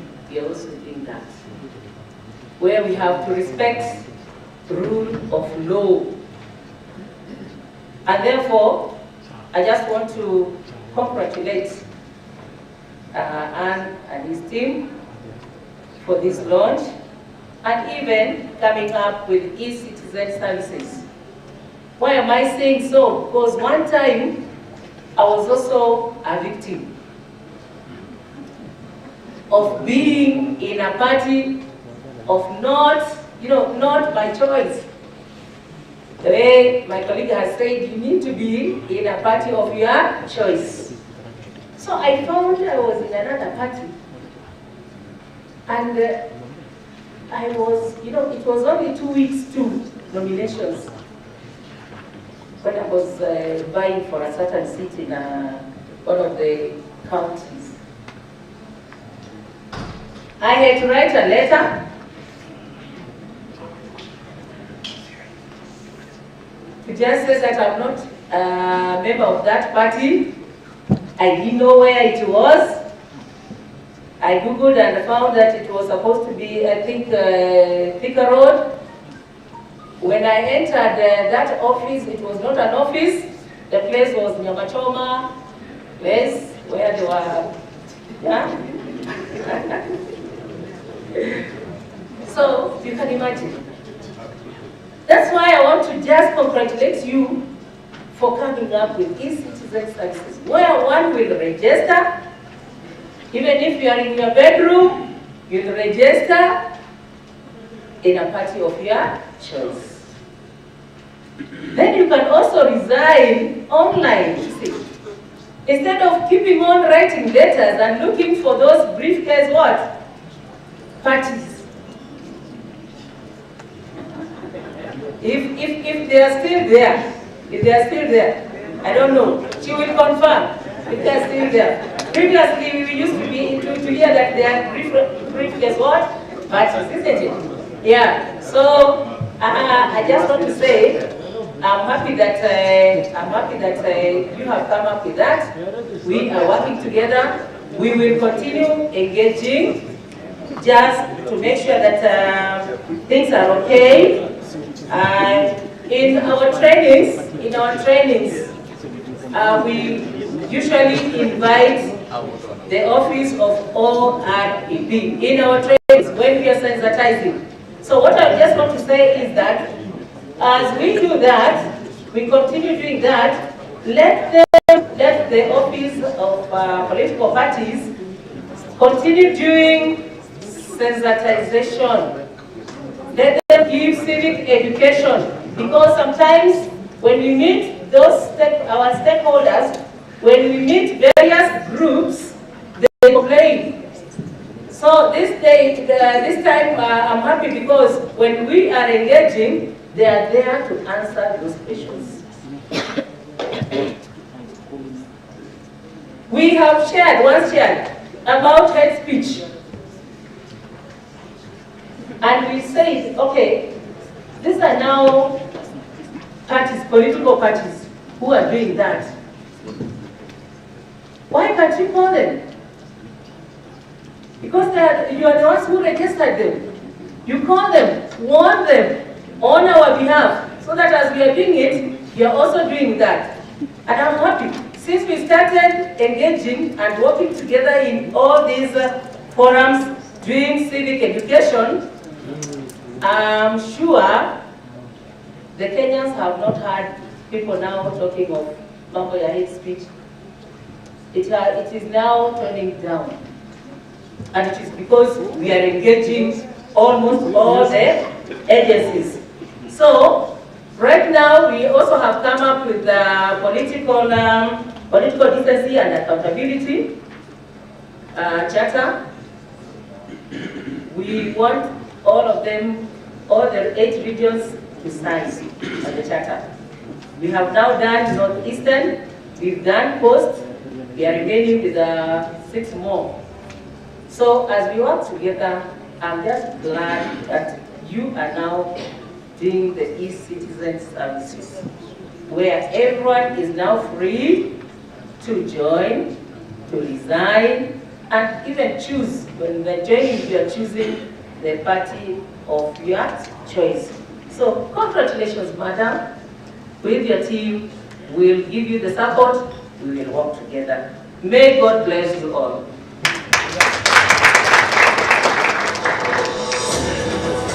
Thank you so much, Commissioner. Yes.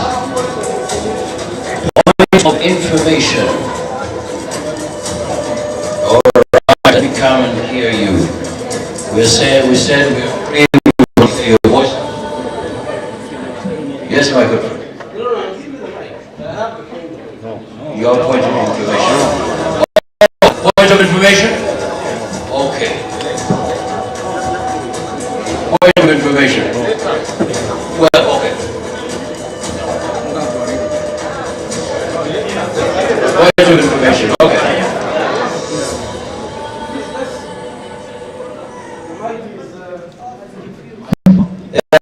Let's spend time on Wakazi. It's good the meeting is going well, but I think the minister should also brief the speakers properly, because it's very to that we have biggest parties in this country. And you can't say that in front of the registrar who knows biggest parties. The registration process itself is hell. Maintaining these political parties without funding from the state is hell. And then you are saying that you have biggest parties. No party here has less than 24,000 members in the country, 24 offices across the country. So that is a very offensive statement, and I think that people who are speaking after this should be briefed properly. Secondly, and this is a different issue, I think that there are things we are hearing from the speakers, and as political parties we are not even aware of. We are being told that somebody can just click and join a political party from the bedroom. And another one can click and leave a political party from the bedroom. We can't run political parties like that. So I think perhaps it is part of the program, but if you are briefed properly, then it will be good, because it appears that the speakers know more about this platform than the political parties, yet it is about membership of political parties. Lastly, so that I don't stand again, concerning point of information, let us not say that Wakenya watateta tu, jitayarisha watateta. That is not how we run this country. If we are here in 2007, there are people who used to speak like that. They used to think that they own this country. This country almost went to the dogs. It is these small comments where we think that maybe we know better, we have more strength that can take this country to problems. If there are issues that we need to discuss further, there is no problem launching it today, but at least not putting it live. We discuss a little bit further. We put it live after a week, after a month, depending on the timing. But let us not be reckless. Say Kenyans can complain, they will complain. Prepare yourself from the complaints. No, let us dialogue and dialogue until we at least don't have any complaints or very little complaints. What's your name? What's your name? My name is Benedict Washira. I'm the Secretary General of the Communist Party of Kenya. Okay. You know, let's appreciate our brother. He's a Kenyan, and we celebrate your comments. Of course, they've been noted, and that's why we're here, so that we can hear the voices, clarify the way forward, because we need all of us to be part of the dialogue to move this country forward. So thank you so much. Kindly just allow us to now follow the program. We will have a moment, hopefully immediately after the break, where we can engage. And definitely we have also Mentimeter. All the comments that you have, we'll be glad to capture. But thank you so much. Now, we want to move on.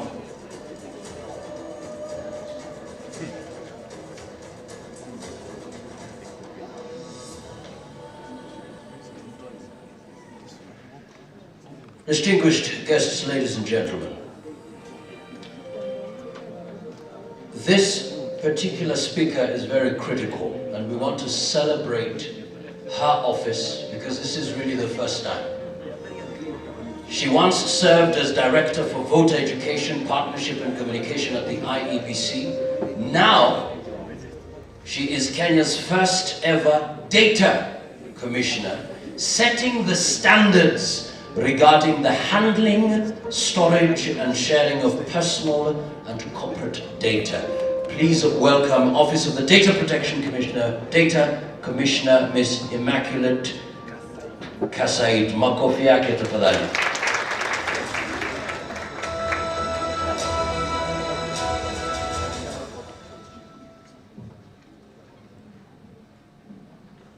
The Cabinet Secretary, Ministry of ICT and Youth Affairs, Honorable Joe Bushek, our host, Registrar of Political Parties, chairpersons and commissioners present here today, head of different institutions, different heads of political parties, and our distinguished guests. Good morning. Good morning. I was called to come and speak after such an interesting conversation. I was saying to myself, Registrar is pulling me back to elections, something I would like to stay far away from. Then I remembered one of my learned professors called Professor Nyerere. He is currently the chair of NPK Bank, told us you must face your principles. And today I'm here to face one of my principles. By a show of hands, how many of us here have what we call a loyalty card from a supermarket, Nakumat? For instance, I'm giving an example. Tuskys, Carrefour, Naivas, by a show of hands. Just show your hands up. Who has that card? A loyalty card from any of those stores.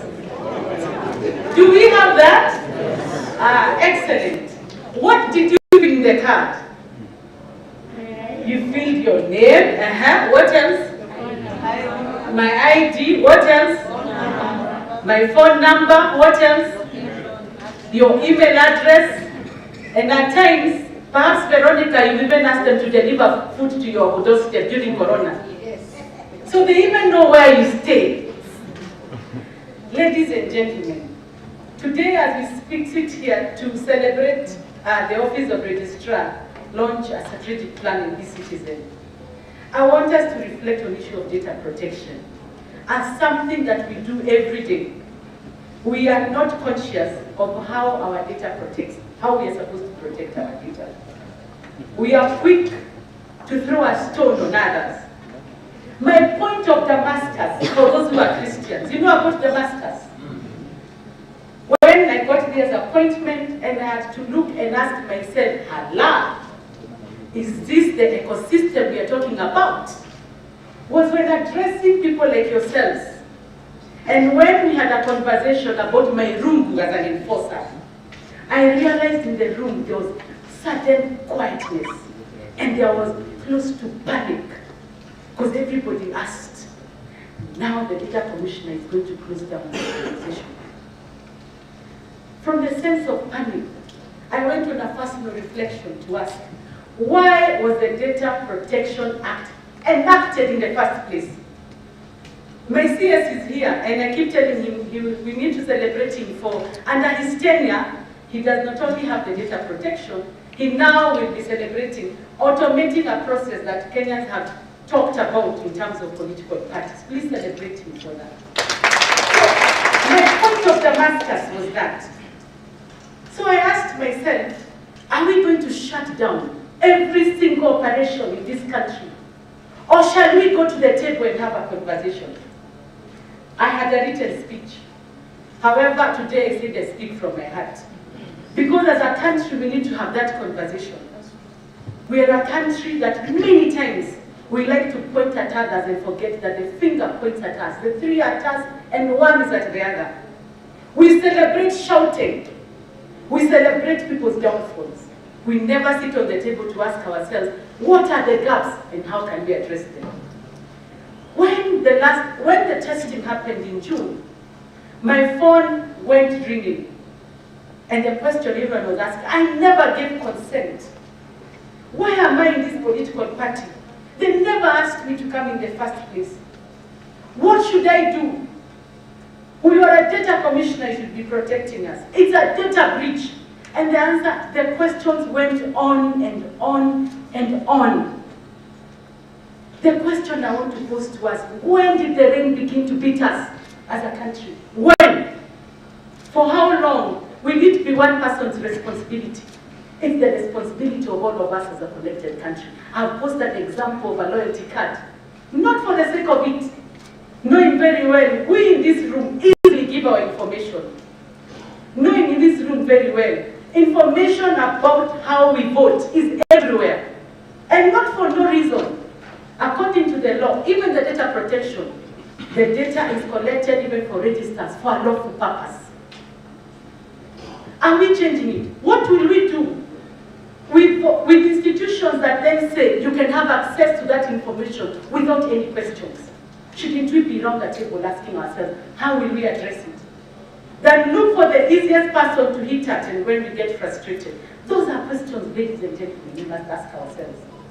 Coming back to where we are here today, the Data Protection Act was enacted as a result of a conversation around to make Kenya a digital economy. I am happy today, having the director of ECITIZEN, that the comfort of our seat, we're able to do this transaction. That was the vision around the digital economy. This is the reason why the Data Protection Act is based at the Ministry of ICT.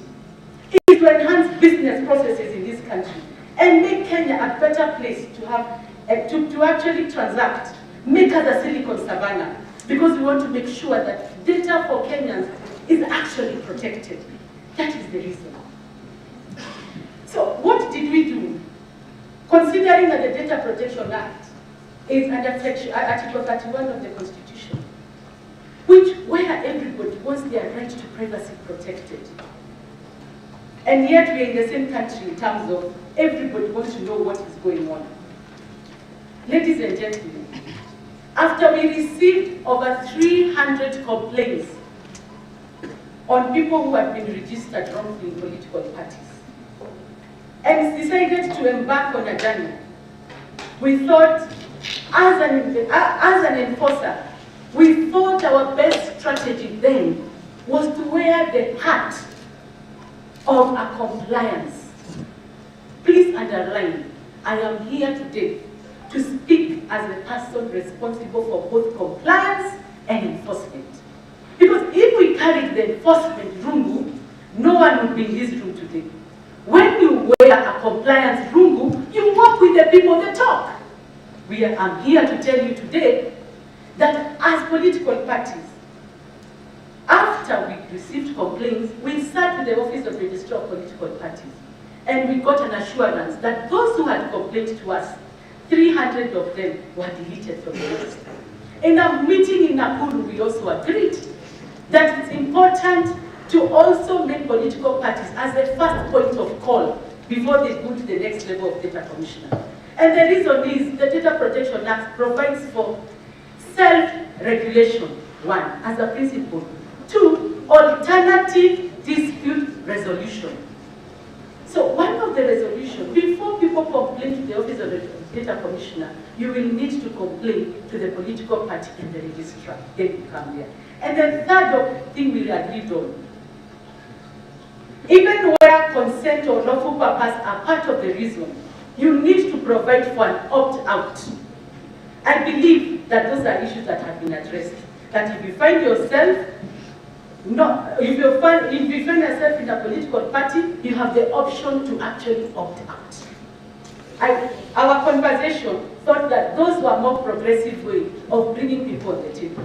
And finally, ladies and gentlemen, when we realized that it was important to make sure that people begin to embrace the Data Protection Act, what did we do as an office?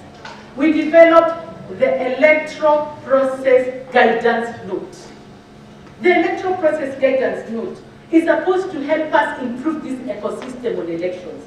It is an issue that will be addressed by the Electoral Commission, Registrar of Political Parties, observers, civil society, faith-based organizations. Often people forget, in my previous role, civil society did request the Commission to have access to the register for purposes of auditing. We are now saying, even them, they need to be guided by the guidance note. Ladies and gentlemen, also, I want to appeal to the players in the room to familiarize themselves with one, the electoral process guidance, and also the Data Protection Act. Today we are here to actually celebrate two things: the launch of the ORPP strategy, and also look at the ECITIZEN system. As I conclude, I really do want to acknowledge and appreciate the Registrar of Political Parties. Because of many institutions, she's the first one to stand up to be counted, to say, I would like you to tell us whether our data is accurate. Is it up to date? Part of the principles of the data protection. They are asking us to audit them. As a data commissioner, we have a mandate to audit. This is a process of audit. We need to also audit the process and give them feedback. It's upon giving them feedback that they're able to improve their processes. I want to end there and also celebrate the Registrar of Political Parties on a collaborative note. As people who come from this country, let us look at a collaborative effort towards ensuring that the processes of data protection are done jointly. We need to ask yourself, beyond the loyalty card, what other information are we giving Kenyans that is not supposed to? Let us ask those questions and start to audit our own processes, as the registrar has taken that bold step to do. I thank you and I wish you all the best.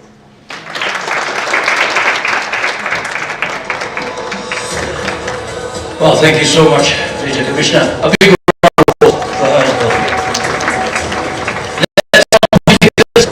We need to ask the hard questions. What are the gaps? How can we address them? It is our responsibility collectively as we make Kenya a digital economy. And it's not just about enforcement. It's about compliance, walking the talk with the people. We move on very quickly. Next online, but before that, just to appreciate the presence of Commissioner Dr. Jimmy Mwithi. IPOA, a big round of applause. Uko wapi? Daktari, thank you so much indeed. We appreciate Independent Policy Oversight Authority. Thank you so much indeed for coming. Next online, just before we take a break, Independent Electoral and Boundaries Commission, representing the chairman, Madam Nancy Koros. Madam Nancy. Excellent. Thank you so much.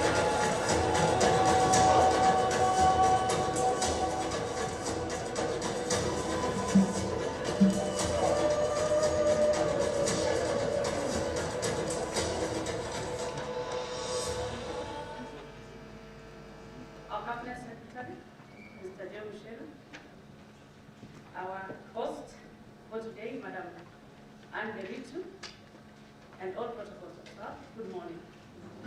My name is Nancy Koros. I'm here on behalf of our chairperson, Alice Wafula Chebukati, who is away this day, together with the commission on some other assignments. But nevertheless, he sends his warm greetings and regards to you all. Please receive our regards from them. This is a very special day, and we are happy to be here and to be a part of this very special occasion. We welcome the initiative that the exercise that's happening here today, and we welcome it as a notable effort that will go into streamlining the election-related processes. As a commission, this is a critical component. I will touch as calling or touches at the core of the election processes and the mandate of the commission at large. As we prepare for the general election come next year, we appreciate the roles and the very important roles that are played by our partners, and most importantly, the Office of the Registrar of Political Parties.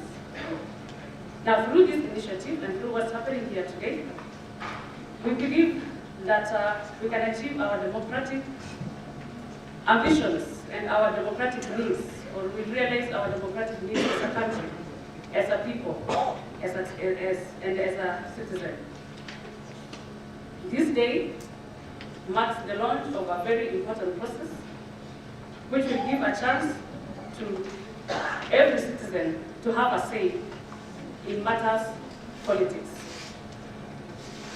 Democratic party politics centers on political parties of its members, the ones who ascribe to a political ideology, and we can only get this through ensuring that we recruit our party members transparently and openly. We commend and we congratulate the ORPP, and we appreciate the milestone that has been achieved to this point. It is not in doubt that the Office of the Registrar of Political Parties and the Commission play a very vital role in protecting the democracy of our people. While the IBC works towards delivering a credible election, we welcome this initiative wholeheartedly. We do take note, however, of all the comments that have been made, and especially on this podium here today, touching on the election processes. And this election, or the elections of our country, does not belong to a commission or to a particular person. It belongs to all of us. We all play a role in making sure that this election becomes a success. And we do appreciate what has happened here today, because it also goes a long way in ensuring that party membership are enrolled, or party primaries, or party exercises, and anything that touches on the registrar of political parties have been made better for the realization of better service delivery. In the same breath, I believe that citizens now have an easier opportunity to register And this opens a space, or it becomes easy for each and every person, including the special interest groups who've had difficulties in getting services, it becomes easier for them to access services as it is. For the Commission, party membership list is the basis of ascertaining the aspirants, the candidates, and the nominees in the various party lists. And through this initiative, we believe that we can make strides in ascertaining membership accuracy. Once again, I want to congratulate the ORPP for this day, and I want to say that the Commission is ready to work, and we are ready to be the best alongside all other stakeholders. Thank you very much.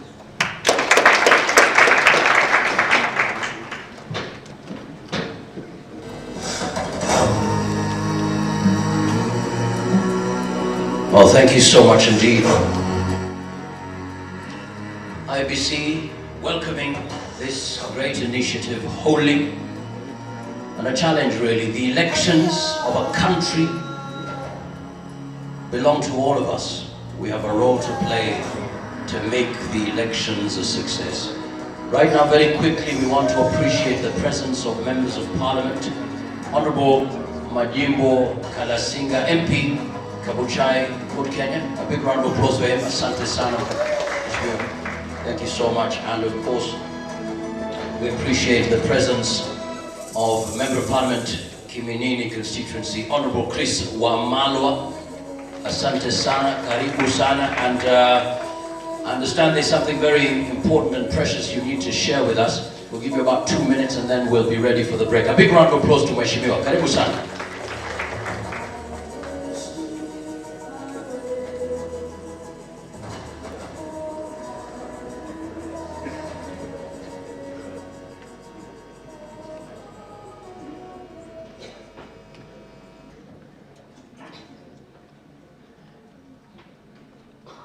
Banasias and Madam Registrar and all invited guests and all protocols observed, ladies and gentlemen. First and foremost, I want to take this opportunity to congratulate the Office of the Registrar of Political Parties for the good work we've done. Kumpatie makofi. As Parliament, I know you work very closely with the Registrar of Political Parties. And as you read Article 94 of the Constitution, it's very clear that all the legislative authority is vested in Parliament. And I want to thank Madam Registrar. And I'm here today because it's a very serious bill which was actually put across with the efforts of the Registrar of Political Parties, and this is the party primaries. And because you are here today, the political parties, and one of the critical issues or challenges we've been having when it comes to party nominations.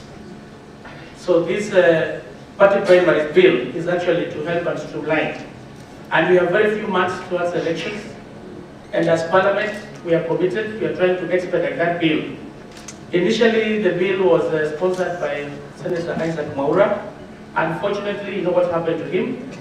But we have picked it up, Madam, and we just want to assure you as Parliament, we want to expedite that before the general elections, or before the elections calendar, the party primaries bill must be in place to guide the party primaries. Secondly, I also want to condemn, I don't know whoever said that political parties are called briefcase. You know, a party in government today is the opposition of tomorrow. Who you can will be out. So we must be responsible when it comes to our utterances. And Kenya is a multi-party democracy. You can be a briefcase today, tomorrow you'll be a giant. So I want to condemn that speaker wherever he is. We should not entertain such utterances here. Please. And as I finalize, Madam Registrar, when it comes to strategic plans, Madam Registrar, are the ones supposed to provide direction. And I want to quote one American philosopher by the name Benjamin Franklin. He said this, that failing to plan is planning to fail. This is to tell you, the Office of Registrar, you're on the right track as far as planning is concerned. I want to congratulate you for launching of the strategic plan today. I also want to thank CS Michelle. You know, you're the one in charge of ICT. ICT is very critical, and I was listening to the commissioner of Madam Kasaiti, or whatever the name, and I'm impressed with what she said. Because when it comes to, when you look at that one of the constitution talks about privacy, but when at times when data is leaked out, you will blame the commissioner. But as we move out, these loyalty cards, even Safaricom, we are giving so much ourselves that these people are leaking out. I've seen many political parties, by the way. Some will say, I did not maybe join this particular party, but you realize they've gotten some data from maybe Safaricom. Maybe we need to come up with a regulation, Mr. Michelle. If at all any organization is privileged to have had somebody's data and is going to abuse that, that one should be condemned. But as legislators, we are going to give the support that is required to the Office of the Registrar of Political Parties. We want to congratulate you, Madam Anne, for the good work we are doing. And I want to assure you, a small party today will form the government of tomorrow. I thank you and God bless you. Wow. Thank you so much indeed. I know. Wow, excellent. So the party primaries bill, Parliament is assured to expedite the process, and this before elections calendar. So in the meantime,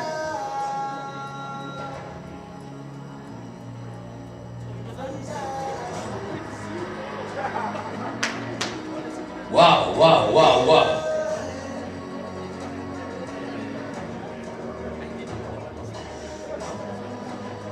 At this particular moment, I'd kindly request that we be upstanding for a moment, just stretch a bit. Let us be upstanding for a moment, just for a moment. Kayamba Africa Mugwabe. Higher. We now want to move to that place where we can launch. We want to launch ORPP services on ECITIZEN. So please stretch a bit. Hands up. Let's go. Okay, we're ready. Higher, hands up. Okay. Asante sana. Your shoulders tafadhali. Twende shoulders mbele. Relax. Asante sana. Thank you so much. Sawa. We can now take a seat. Thank you so much. Sawa. Makofi ya Kayamba Africa. Makofi ya Kayamba Africa tafadhali. Tuko tayari kabisa. In a couple of minutes we will be launching in a big way. Twende. Na hii ni wale ambao wanajivunia kuwa Wakenya. Wakenya oye! Wakenya tupo. Those who are proud to be Kenyans, wherever you are, simama juu kidogo, shabiki kuwa Kenya. Tushangilie Kenya, taifa letu tukufu, Kenya tunayoipenda. Tushangilie Kenya, taifa letu tukufu, Kenya tunayoipenda. Kenya yetu tunayoipenda. Twajivunia sana tukijiita Wakenya, nchi yenye baraka. Twajivunia sana tukijiita Wakenya, nchi yenye baraka. Kenya nchi yenye baraka. Kenya makao yetu ni nchi ya usalama, kamwe hatutaiacha. Kenya makao yetu ni nchi ya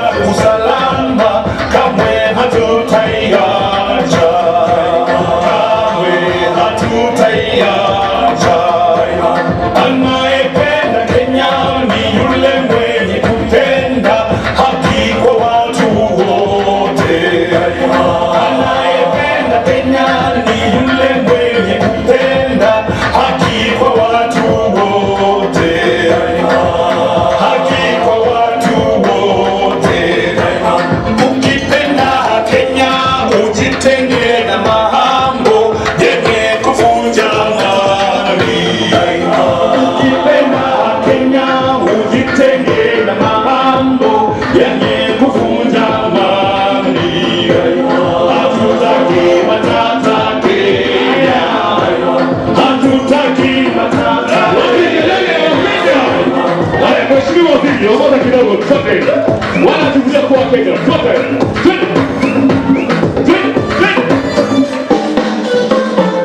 Kenya kipenzi chetu, hatutaiacha milele na milele. Kenya kipenzi chetu, hatutaiacha milele na milele. Kipenzi chetu, nchi yenye upendo, hatutaiacha daima na milele. Kenya kipenzi chetu, hatutaiacha milele na milele. Kenya kipenzi chetu, hatutaiacha milele na milele. Mama yangu tena ni baba yangu, hatutaiacha milele na milele. Kenya kipenzi chetu, hatutaiacha milele na milele. Kenya kipenzi chetu, hatutaiacha milele na milele. Wote wananchi wa Kenya, kutumikia Kenya daima na milele. Kenya kipenzi chetu, hatutaiacha milele na milele. Kenya kipenzi chetu, hatutaiacha milele na milele. Asante sana. Bwana Kenya daima, na nikienda nao nitarudi. Mimi Bwana Kenya daima, sitadanganywa kamwe na wabaya. Mimi Bwana Kenya daima, wala sitapoteshwa na mabaya. Mimi Bwana Kenya daima, nitajenga Kenya nchi yangu. Mimi Bwana Kenya daima. Makofi ya Bwana CS as well. Thank you so much indeed. Thank you so much. Thank you, thank you, thank you. May kindly take your seats. We now want to move on to that place where we can launch in a big way, and then we say we are ready for action. All of us taking our place of action. And now, ladies and gentlemen, to give us the overview of the ORPP strategic plan, please put your hands together for Mr. Ali Abdullahi, Assistant Registrar of Political Parties. Karibu sana.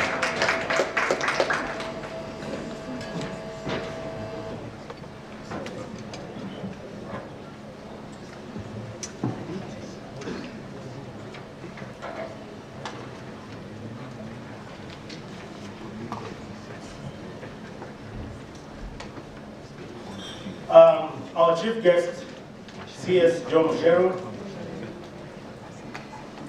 chairpersons and representatives of constitutional commissions and other government agencies present, chairperson of PPLC, leaders of various political parties present, ladies and gentlemen. As you've heard, my name is Ali Suro, Assistant Registrar of Political Parties, in charge of compliance, regulation, and political parties fund and strategy. I want to take this opportunity to welcome all of you to this auspicious occasion of unveiling the strategic plan for ORPP for the period 2020-2025.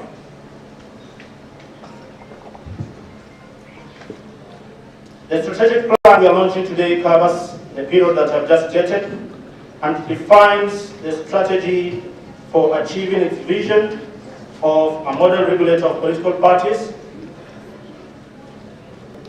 for a credible democratic multi-party system in Kenya. This will be realized through ORPP's mission, which is to promote the realization of political rights through registration and regulation of political parties in Kenya. the strategic goal of ORPP for this period is to promote the aspirations of all Kenyans for a government based on the essential values of human rights, equality, freedom, democracy, social justice, and rule of law, and promoting Kenya as a multi-party democratic state founded on national values and principles of governance. In this strategic plan that we are unveiling, we have established what we want to be. That is our vision. We have recognized and re-engineered why we exist. That is our mission. We have identified what is important to us, our values or our core values, and we have also outlined our game plan, which is the strategies that we have set for ourselves. We have also translated the strategies and delineated a number of initiatives to implement those strategies.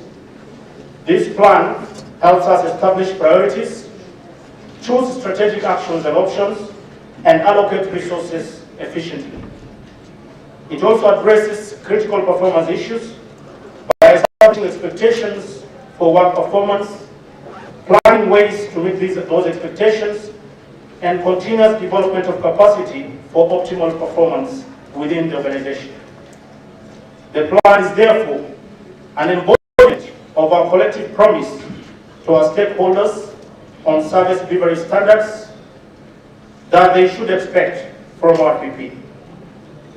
This strategic plan was developed between the period March 2021 and August 2021 in a four-stage consultative process that entailed project mobilization, situation analysis, stakeholder engagement, development of draft strategic plan, validation of the draft through stakeholders, and development and publication of the final document. In the whole process, we have done both internal and external assessments. Internally, we have looked at people, culture, organizational assets, partnerships, as well as other resources. Externally, we have looked at legal and regulatory environment, technology, social and political trends, as well as economic cycles. We have also analyzed our operating environment and our business relationships. This plan builds upon the experience gained and lessons learned from the implementation of the previous plan 2015-2020. It's a culmination of extensive engagement with both internal and external stakeholders, and thus the focus areas are a reflection of the feedback provided by our customers, who are mainly political parties and other institutions of government as well as civil society. In addition, it takes cognizance of ORPP's role in the National Development Agenda as espoused in the third medium-term plan of Vision 2030, the Big Four Agenda, Sustainable Development Goals, and Africa Agenda 2063. This strategic plan is presented in 5 chapters, and as usual, Chapter 1 highlights the background of ORPP and the legal and administrative framework that guide the office. It also provides a brief on the role of ORPP and the role of political parties in national development agenda. It summarizes the role of political parties, challenges they face, and the way to empower and institutionalize the political parties. Chapter 2 of the plan outlines the situational analysis involving a summary of past performance, indicating achievements, challenges, and lessons learned. We've done both SWOT and PESTEL, and the outputs that have not been sufficiently addressed in the previous plan have been incorporated into this plan. Further, we have evaluated and analyzed our stakeholders, and stakeholder analysis was undertaken to identify our key stakeholders, and their expectations were fully incorporated into this plan. Chapter 3 is the most important one. It looks at the strategic matrix, which identifies key 5 result areas, and those are aligned to the mandate of ORPP. The thematic areas include, number 1, registration and documentation of political parties. We are looking into the mandate of registration, and among other things, we are very keen on inclusion even at this very stage of participation, so that governing bodies of political parties at the point of application for registration are inclusive of all the specialized, all the special interest groups. The second focus area, or the key result area, is regulation of political parties, which is a key mandate of the office, where we look at the compliance levels of the political parties and also building capacities of political parties. It's a very essential area where we really focus on for the plan period. The third strategic area is strategic partnerships and collaboration. And from this workshop itself, you can see the number of agencies that are represented, government and non-governmental organizations are numerous, and that's because we value partnership and we have seen it as a key result area to benefit from the strength of our partners, because we believe that we cannot achieve alone. The fourth strategic focus area is institutional capacity strengthening. That is, the office needs to be strengthened both in terms of human resource and in terms of financial resources, and building capacity of the office to be able to deliver its mandate. The fifth and most important strategic area is political parties' participation in elections. And this is an area of great focus for us, especially as we approach the general elections. The strategy mapping in the strategy matrix indicates a very logical cause and effect relationships between the key result areas, strategic objectives, and strategic actions. From where we sit, we know that strategies are not an end in themselves, but rather a means to an end. As such, Chapter 4 highlights the implementation of the strategies, which require both financial and human resources. The human resource strategy adopted in this plan is geared towards filling vacant posts by attracting, training, motivating, and retaining quality human resource and maintaining an optimal staffing level. In finance, we believe that financial sustainability is guaranteed by adapting mobilization strategies, including lobbying for increased allocation from the National Treasury, enhancing partnership with development partners, as well as enhancing own revenue generation measures through appropriation in aid to supplement the funding shortfalls. The implementation matrix outlines the execution of the plan by clearly showing the key result areas, strategic objectives, key outputs, key activities, key performance indicators, risk factors, as well as budget allocation and responsible departments. These factors in particular, which may affect the implementation of this strategic plan, have been identified and appropriate mitigating factors recommended. The last chapter of the plan, which covers monitoring and evaluation and reporting mechanism, is very important in keeping track of progress and trigger corrective actions where actual results deviate from expected outcomes. A result-based monitoring and evaluation will be employed as the basis for feedback on effective implementation. The framework sets out the monitoring and evaluation objectives, methodology for data collection and processing, evaluation, and reporting. To enhance effectiveness of the framework, the M&E is also linked to the staff appraisals and reward systems in order to direct efforts towards organizational objectives. As we embark on the implementation and execution of this plan, we will be guided by three fundamental tenets: discipline, transparency, and efficiency. Our execution will be outcome-focused, on time, on budget, and will be focused on provision of quality and superior services. We plan to create an environment where information is open, available, and shared appropriately with key stakeholders. The strategies set out in this plan give overall direction. It fits resources and opportunities, minimize resistance and barriers, and advance the mission of ORPP. The strategies also takes advantage of the resources and emerging opportunities and respond effectively to resistance and barriers, and achieve more efficient use of time, energy, and resources. It's basically about holding people accountable for results and delivering lasting value for our customers and stakeholders. We are committed to the provision of quality public service to Kenyan people, and will continuously pursue structured engagements, collaborations, and partnerships with our stakeholders to ensure successful implementation of this plan.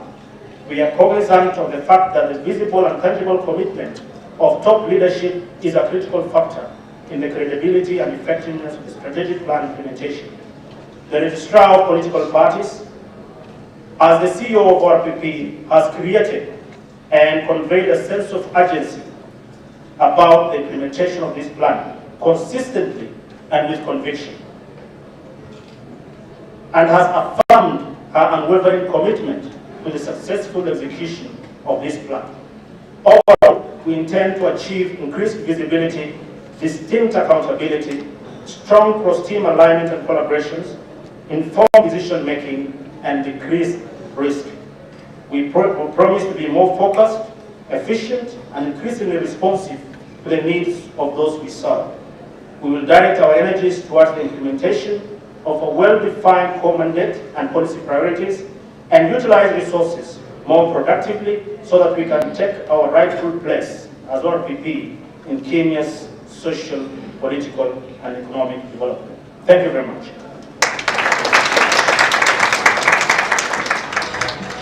Thank you so much indeed, Assistant Registrar of Political Parties, Mr. Ali Suro. Thank you so much. So the visible and tangible commitment of top leadership is critical to the successful implementation of the plan. Right now we want to move on to that place where we can now celebrate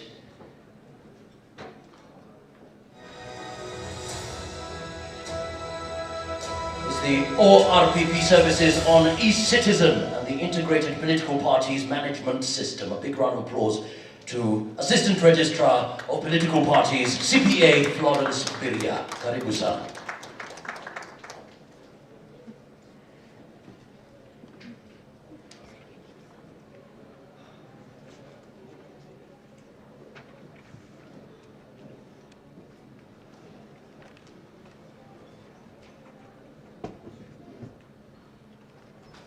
To our chief guest, allow me to come back on stage to make a presentation on the ORPP services onboarded on the ECITIZEN.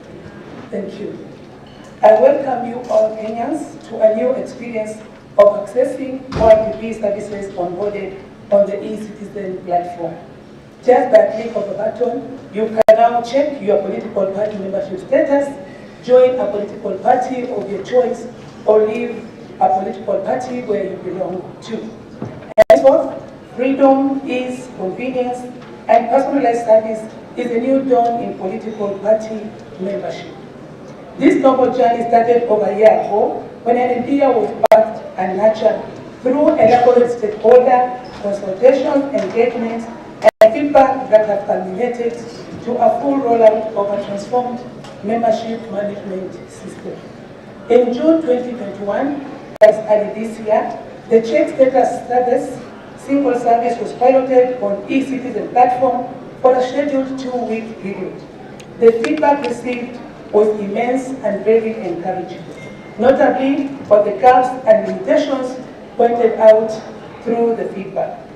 This informed the decision to expand the services to include resignation and joining a political party of choice by Kenyans, effectively completing the membership management loop required for Kenyans to exercise their political rights as enshrined in and guaranteed by the Constitution.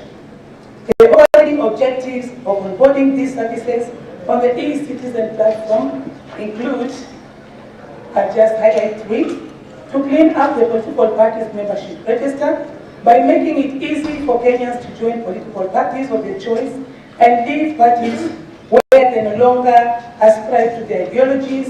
Political parties will in turn have loyal members who fully support and actively participate in party programs and activities. 2, to assist political parties efficiently manage their membership. This system is not only speedy, but also accurate and secure with regard to data management. 3, to create convenience and an opportunity for Kenyans to exercise their political right to belong or not to belong to a political party through a tested, safe, and secure platform.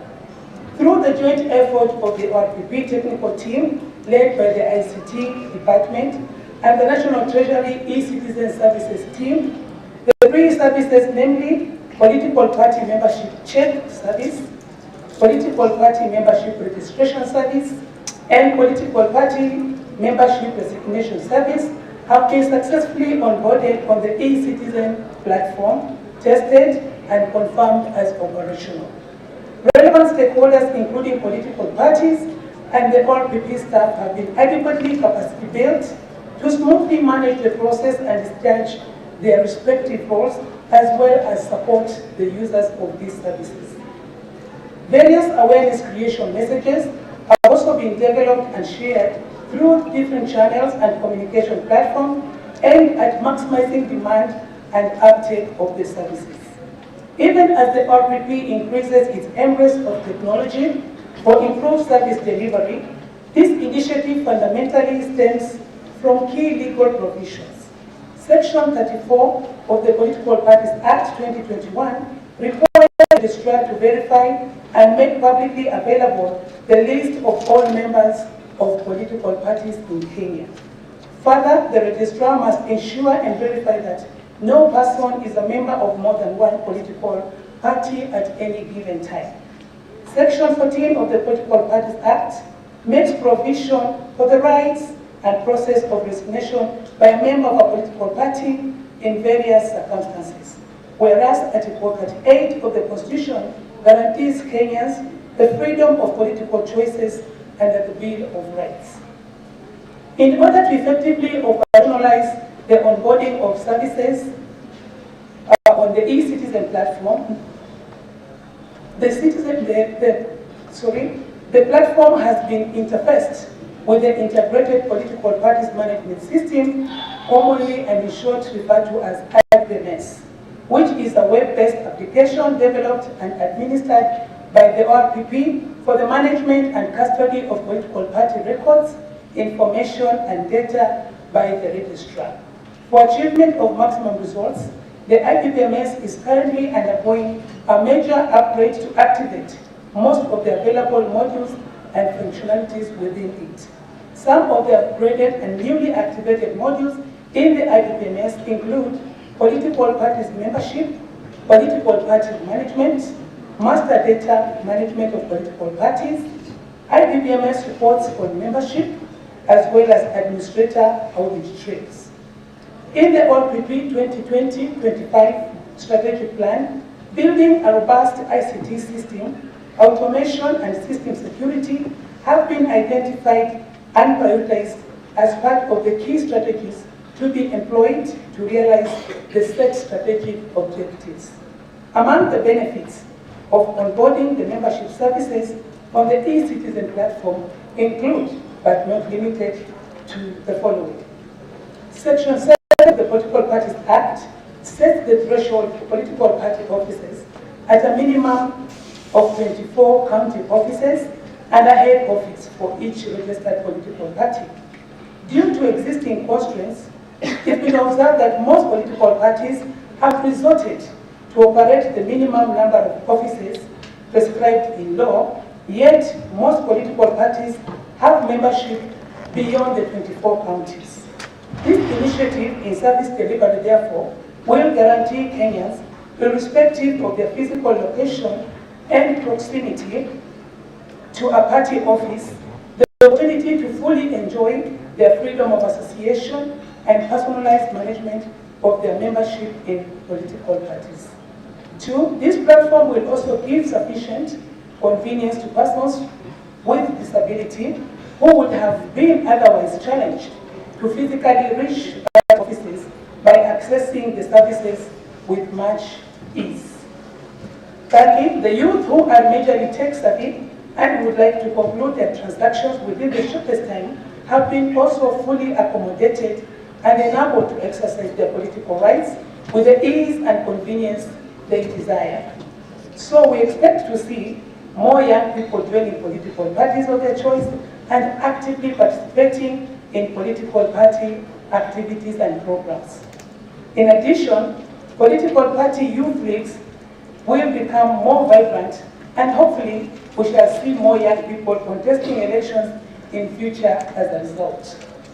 as a regulator that seeks to ensure sustainable political parties that provide Kenyans with vehicles of exercising their political rights, we are cognizant of the varied capabilities within political parties.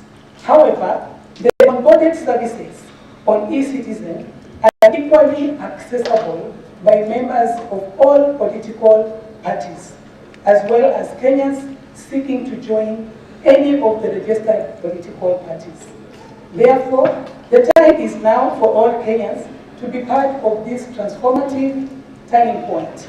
We invite all Kenyans to come out and interact with the system and give us your valued feedback so that we can be able to serve you better. Tunasema kumbuka, mambo sasa ni 3J. Moja. Mambo sasa ni 3. Moja, jitambue. Moja, pili, jisajili. Pili, na 3, jiuzulu. 3, tufanye nini? Tujiuzulu. Your party is your choice. Thank you and God bless you.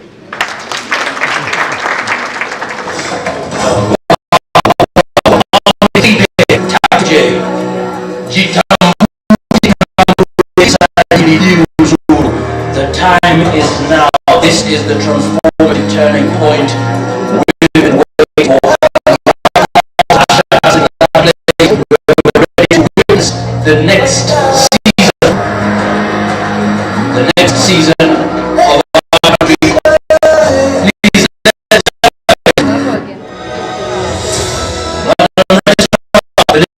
Please, Miss Anne Deritu. Karibu sana. Welcome.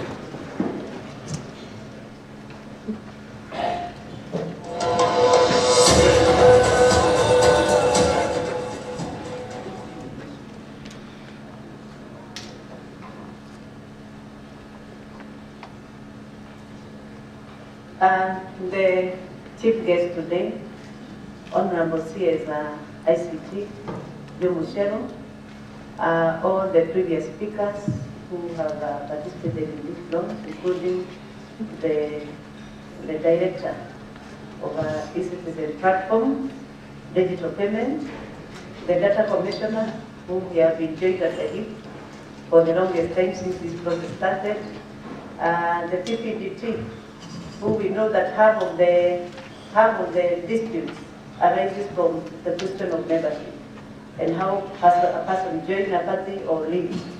I want also to celebrate all the staff of ORPP, the NCIC for participating and working with us for the journey. We celebrate that you also had the time to leave your busy meeting outside Nairobi and to come and be here together with us. And most importantly, the political parties, my employers. You know, if there are no political parties in this country, then I do not have a job. That's why you are very important to me. And if you want to know, I want you to run a test. There's nobody else in this country who loves political parties than the registrar of political parties. And it comes from my heart that I love political parties and I love working with you. I've demonstrated that in word and in action, that you are my number one priority, that you are my number one stakeholder. You are actually the key and the main stakeholder. So, with that kind of love, just like a good manner, I cannot do anything that will hurt my children. Sometimes we may push you a bit. We may try to push you a bit, but we are not pushing you because we don't like you. We are pushing you because we want to work with you and make everything right, so that in the fullness of time, we shall all appreciate what you are doing. And I know at the end of the day, we shall all appreciate that we meant well, and the system that we are bringing on board is actually meant to help the political parties the citizen, and the country at large. So I want to say thank you so much, political parties, for your participation here. I want to really recognize the journey that we have worked together. We started the journey, as the Assistant Registrar has said, a year ago. We started engaging with political parties on our intention. We have held meetings with the Secretary Generals. We have held meetings with the political parties liaison committee led by the chairman who has just stepped out. We have held meetings with the technical staff, the ICT staff within political parties. We have held meetings with political parties at the individual level. I know there are like 5 or so political parties that we have sat in our boardroom to discuss about their data and their membership register. So we have really engaged and we are really open. My brother from the Communist Party, welcome. I have not seen you for quite some time. I agree that we have not, I know you have been busy strengthening the Communist Party. And we have seen what you are doing actually. I've gone to the coast, I've gone to Western, I've seen you. So you are busy strengthening your political party, which is a good thing.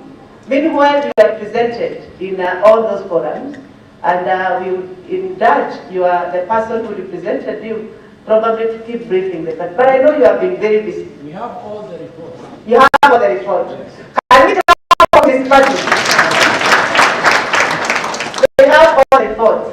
So I want first of all actually acknowledge that from where we sit, we have 83 fully registered political parties. None of them is a free party. And I want to attest to what Commissioner Kadoko mentioned. Probably they used to be. Yeah, and actually that is what she meant. That time that she was registered and she was trying to come out. And she recognized that fact, that probably they used to be. But I want to come to this forum that they are no longer there. Those briefcases, but I'm meeting my Zion.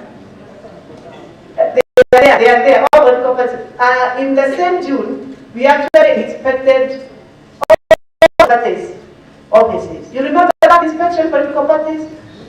And only about 7 political parties actually did not meet our threshold of inspection, which we have been dealing with since then. And almost all of them are now compliant, because once you inspect and you find that there are issues that are missing, then from there you start the compliance process to request them to comply. And I want to say we are almost there in terms of the 100%.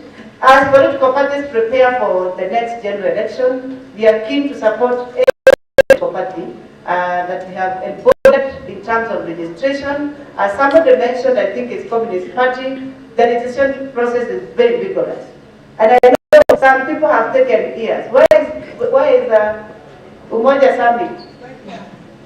How many years have you taken to register a political party? 2.5 years.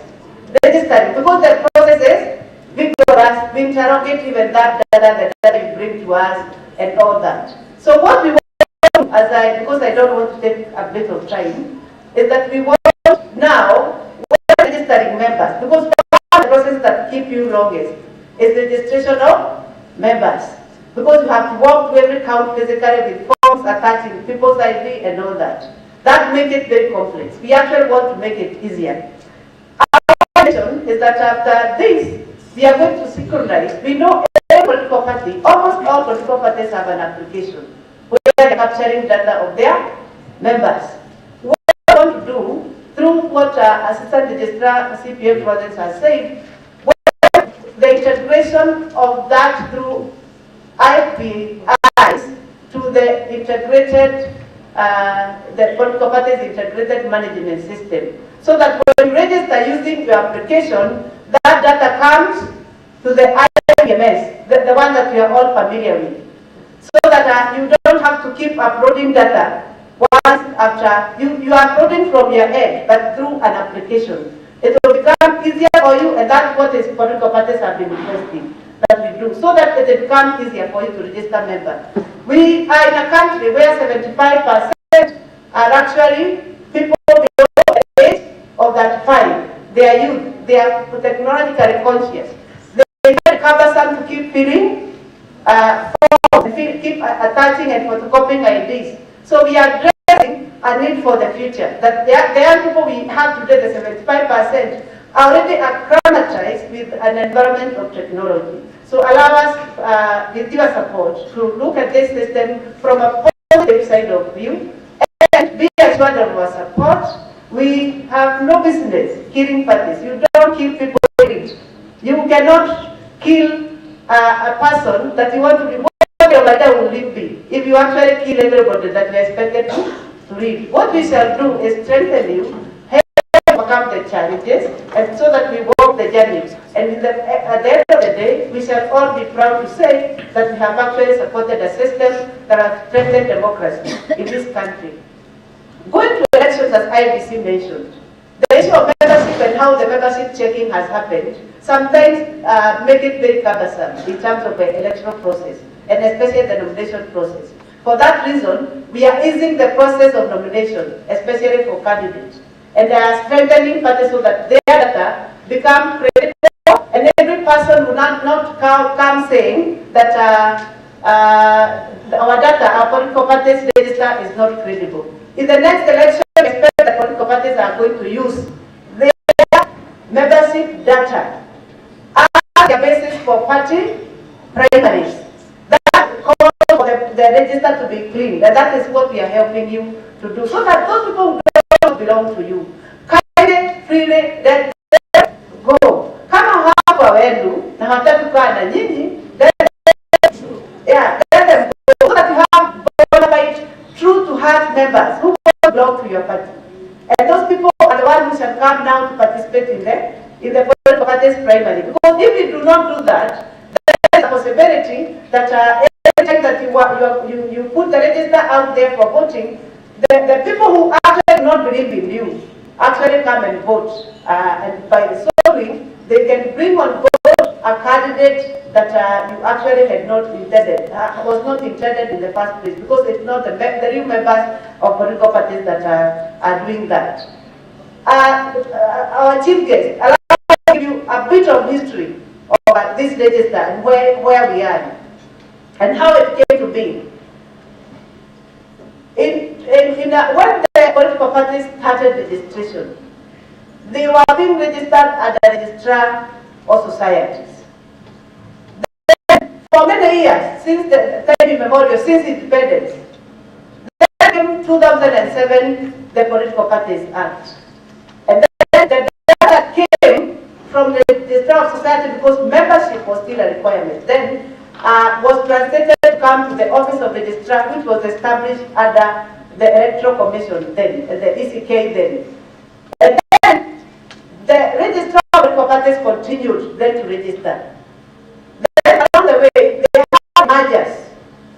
For example, I'll give an example. The longest merger, the biggest merger was the Jubilee merger in 2016. That merger, and I can see the UDA Secretary General who was part of that merger, took into consideration 11 political parties.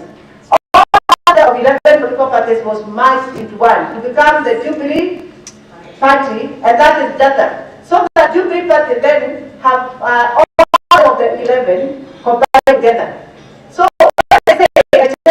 probably you registered and you cannot remember. I mean, you must have registered in one of those political parties probably that month. Jubilee, but when you key yourself in, you are going to find yourself in the Jubilee Party. That means the data has been consolidated. The consolidation then affects where then you find yourself.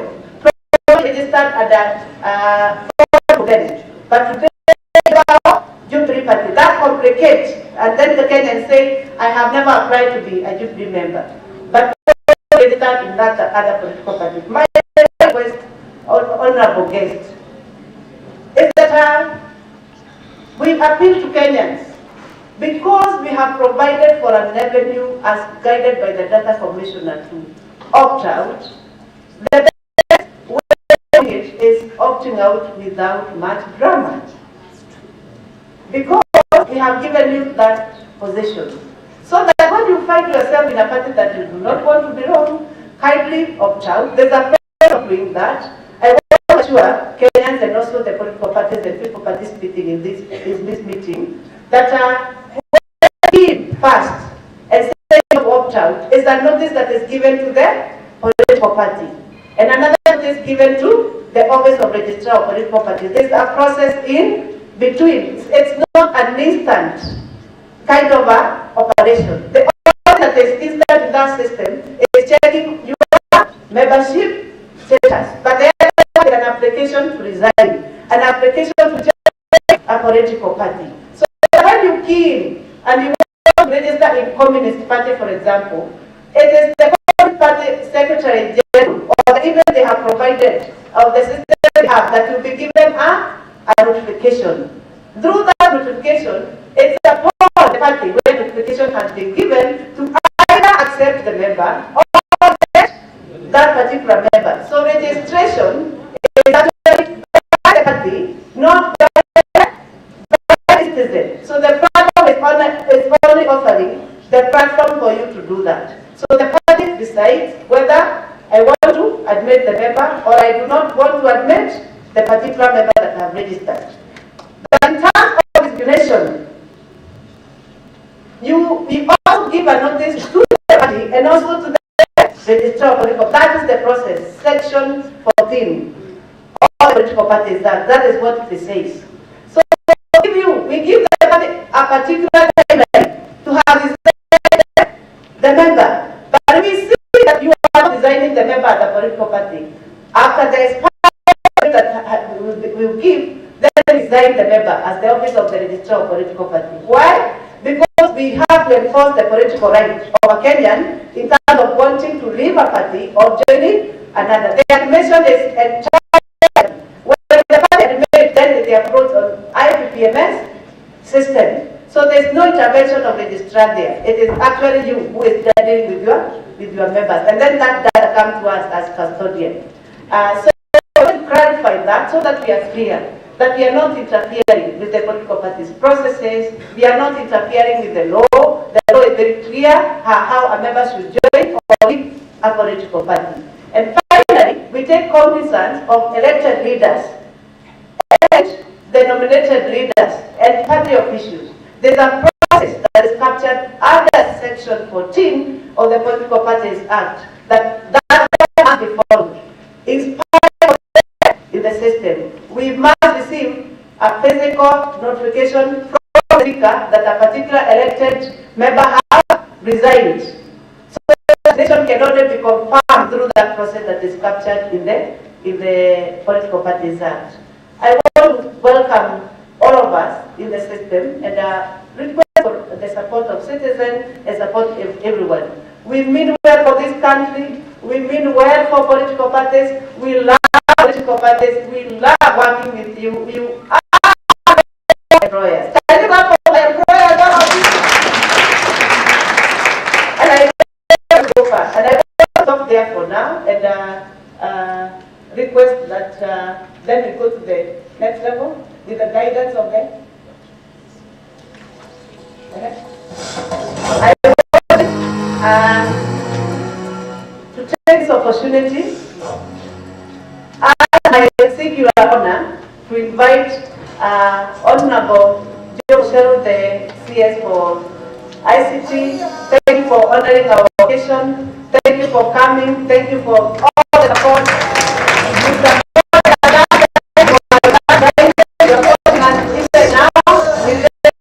The support that you have given us all along. Let's clap for him.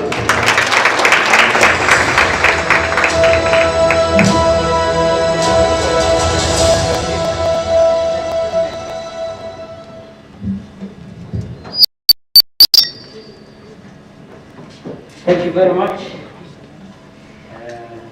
Good afternoon, everybody.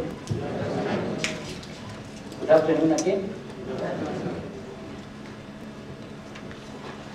So Ms. Anne Derito, the Registrar of Political Parties, and all the distinguished guests, ladies and gentlemen, I have a list of so many people to go through that are here.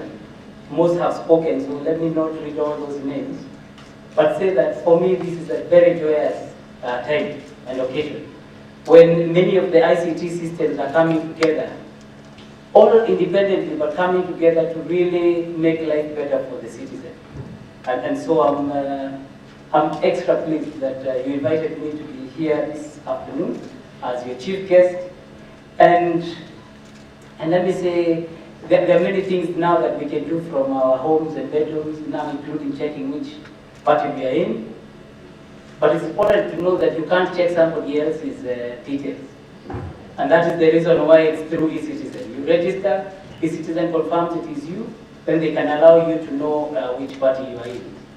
There are some politicians who would have wanted to know which party they are in, because they're sometimes saying different things, but that is not what is being launched here. What is being launched is for you as an individual to be able to know. And so I'm very pleased that both the access to information laws as well as the privacy and data protection laws are coming together and allowing the registrar of political parties to now be able to use all that infrastructure with all the work that has been done by ECITIZEN to make life a lot better and easier for every citizen. At the same time, I'm glad that the Office of the Registrar of Political Parties is also launching their strategic plan 2021 to 2025, which is great. So it gives me great pleasure to join you today as we launch the Office of the Registrar's Political Parties Strategic Plan for 2020-2025 and the onboarding of the ORPP services on the ECITIZEN platform. Kenya is a technology-led country, and the Office of the Registrar of Political Parties demonstrates its willingness to adopt technology in the execution of its duties as established under Section 33 of the Political Parties Act of 2011. This includes registration, regulations, and administration of the Political Parties Fund. As we've heard, our country now has over 83 fully registered political parties and another 21 provincially registered. The requirements for registration and compliance post full registration demands that parties comply with very specific provisions of the law. And these include that the party must have recruited at least 1,000 members who are registered voters in more than half of the counties. 2, ensuring that recruited members reflect ethnic diversity, gender balance, and representation of special interest groups. The regulations of the behavior of members in line with the Political Parties Code of Conduct contained in the first schedule of the Political Parties Act, again of 2011. All these mandates are executed, and we must ask the question, what role does technology play at ORPP in ensuring that these requirements are met? This is why I am here primarily to congratulate the Office of the Political Parties, the Registrar of Political Parties, for formulating a strategic plan for putting ICT at the heart of it.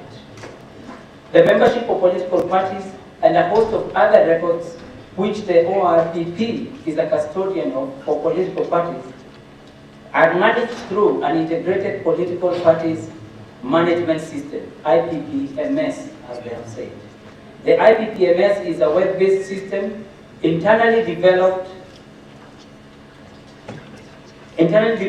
by the ORPP, and it helps manage and maintain a secure database for political parties records. The office continues to upgrade and integrate the system to better serve the political parties and the general public as well as to be up to speed with emerging technologies and change. The Registrar of Political Parties is obliged under Section 34D to verify and make publicly available the list of all members of political parties. It is in the fulfillment of this mandate that the ORPP intends to onboard some of its services on ECITIZEN. The initiative to onboard services on ECITIZEN platform was implemented through a joint partnership between the Office of the Registrar of Political Parties and ECITIZEN with support of various development partners. The effort is geared towards cleaning the membership register of political parties, as well as complementing the existing measures that political parties have in managing their members. It is also part of the ORPP's objective to automate key processes in line with the government's commitment to providing a platform that acts as one-stop shop through which citizens can access key government services. The onboarding of ORPP services on the ECITIZEN platform supports the government's public service delivery efforts. The onboarding of ORPP services on the ECITIZEN platform through users' own ECITIZEN accounts are for checking membership status, registering as members of political parties of choice, and resigning from political parties as members, as has already been alluded to. We had hoped by this time we would have also had the Huduma card and Huduma number with everyone, and you could have even now registered as a voter, even from home. We're still going through the legal process. This is the process the country needs to go through, and it is good for us to make sure that every avenue has been met to ensure that we do the right thing when we are handling citizen data and services. So I expect that is the service that will come in future, including being able to vote online, using technology without having to go and queue. I think COVID-19 has been able to demonstrate many of those things can be done.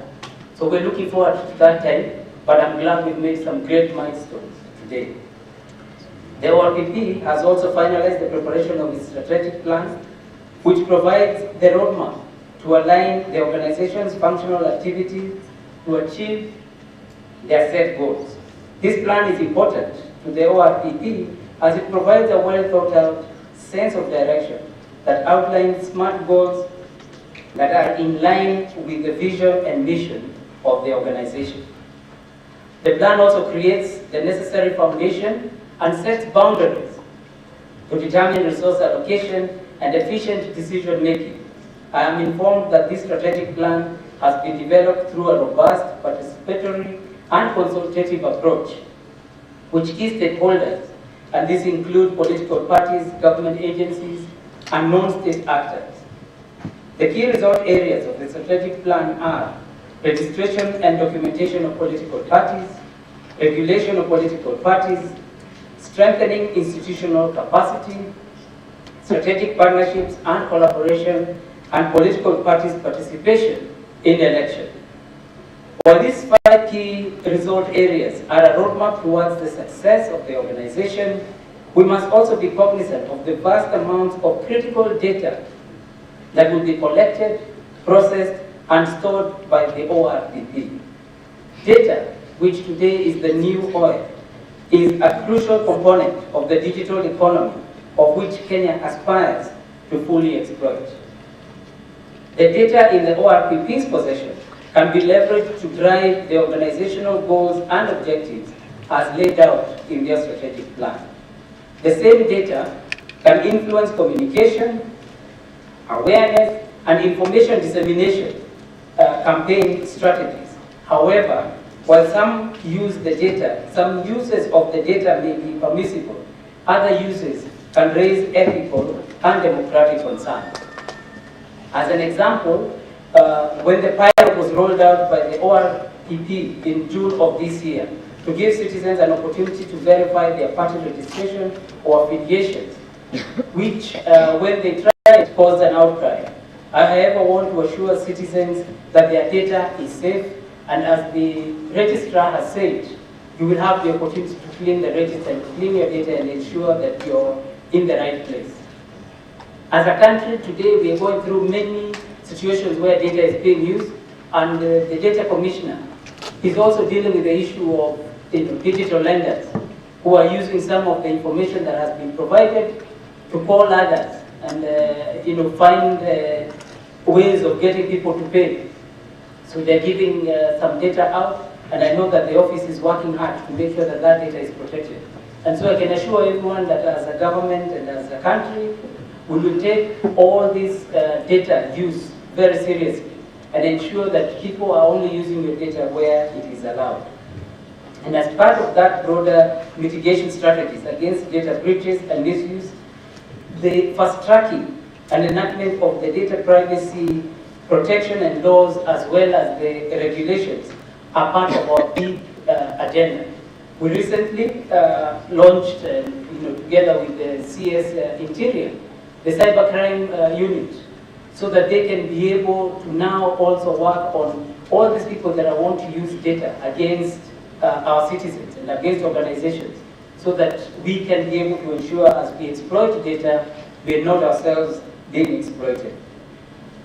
We welcome your insights on how we can shape and strengthen the regulatory frameworks that will guide the policy applications for citizen data. This includes sensitization and awareness campaigns to promote the understanding of every citizen in the overall success of data governance.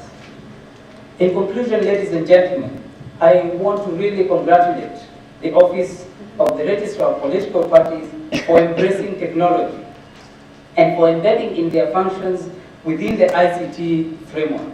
I believe that these steps will support the ORPP to execute its mandate and to serve Kenyans in a foolproof, transparent, and dignified manner.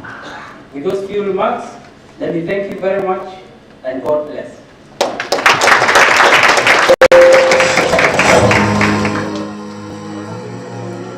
A big round of applause to Monasius. Thank you so much, our chief guest. We celebrate you. We now want to move straight to the launch site, where the design has been set. Yes. Thank you so much, Monasius. And I kindly request that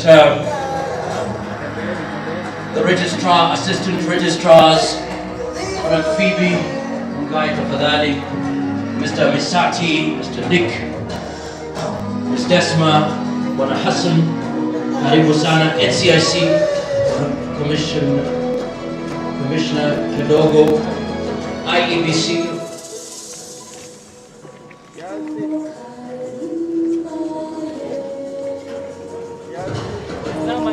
Bwana Nancy Koros, Data Commissioner, tafadhali tujitayarishe, and I believe we are ready. We will have a countdown. Ladies and gentlemen, we will have a countdown. We are ready for the countdown.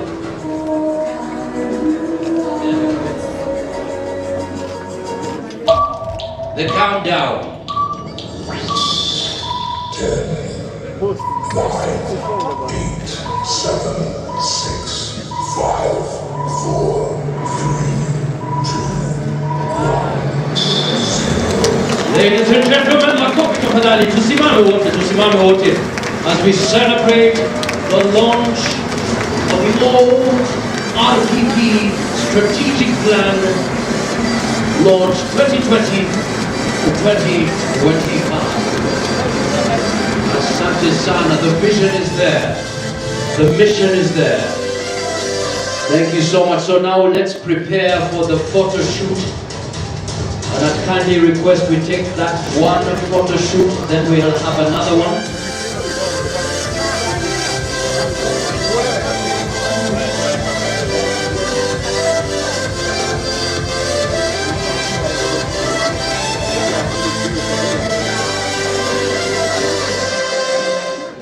Thank you so much, thank you so much. All right. Once we are done with the first photo of all the dignitaries there, we'll move on to the second one, where we'll have the registrar, the assistant registrars, and of course, Monasius. So we can have those as the second photo. So I kindly request the rest, we can take our seats. Makofi yao tafadhali, makofi yao tafadhali.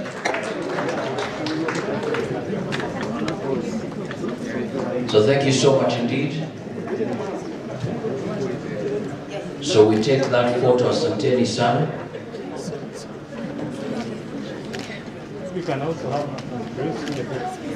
Thank you so much.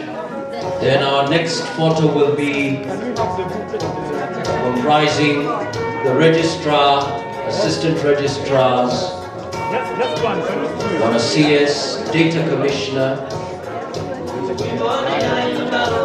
Bwana Misati, and Bwana Nick. So that will be our final photo.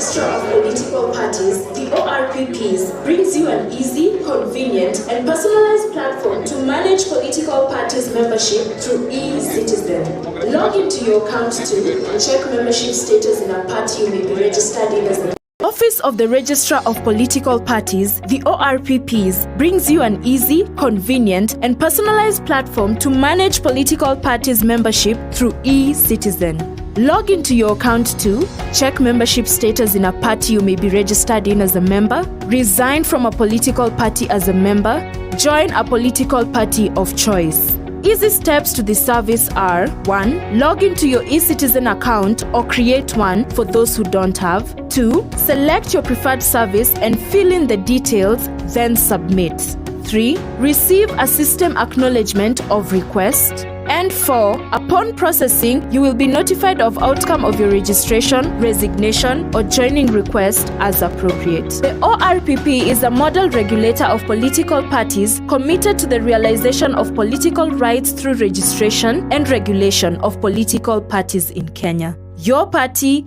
your choice.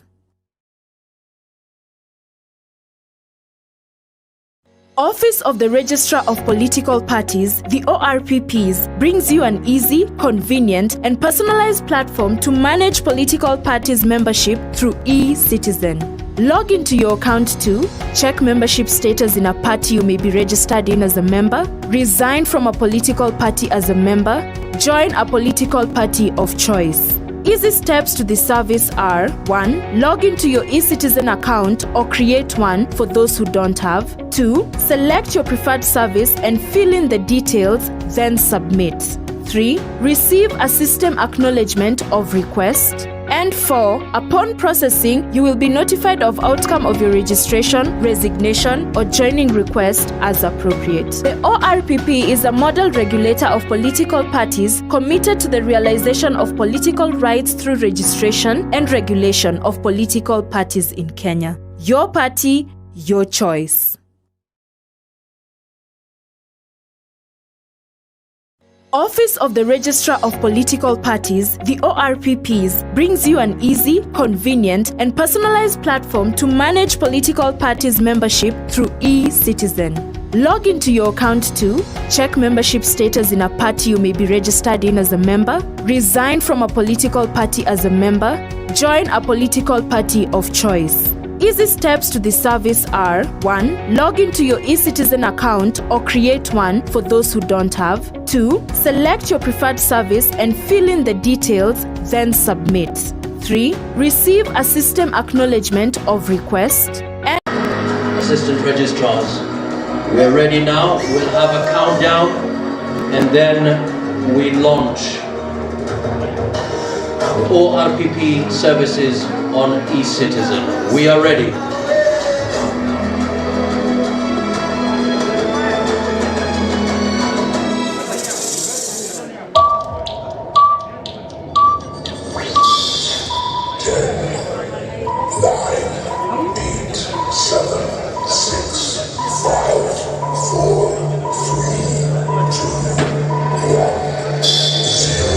Ladies and gentlemen, we are ready. That is it.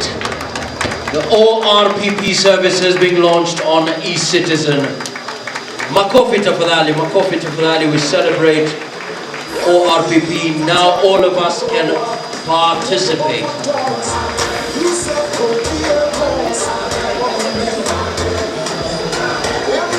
And in the meantime, as we take that photo, let's get the details via this video so that we understand the services.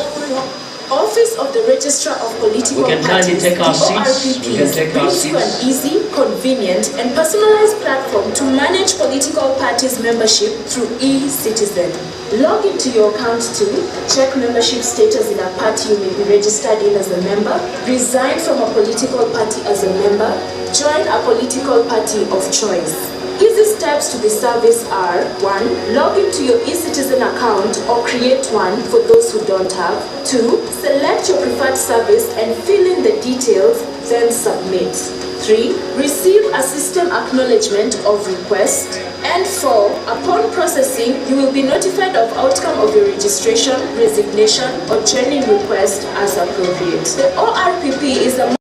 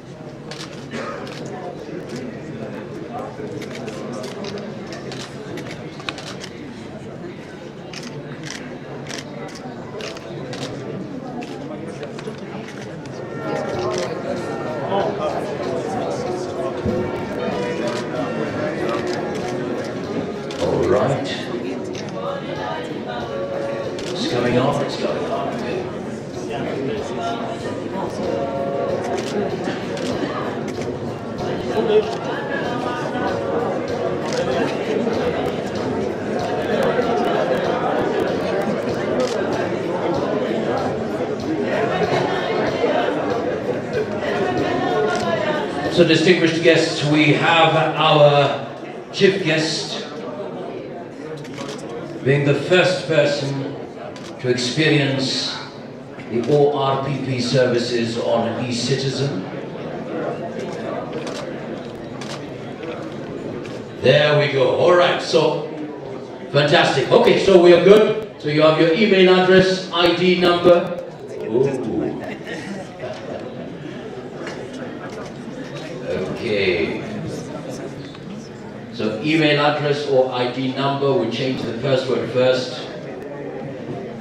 Okay, so we have the password there. Then we log in. Fantastic. Makofi tafadhali. We have there. Excellent. Okay, so now, we've logged in. So we go to political party membership status.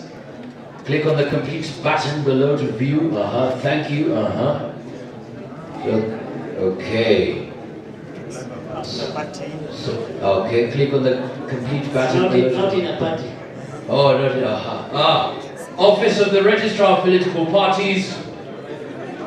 Member, Robert Gakuo Wadaka is not a registered member to any political party, so please you can do that right away. Go to ecitizen.go.ke, get your details. So simple process, your email address or your ID number, then the password. Once we are done with the password, okay. Forbidden.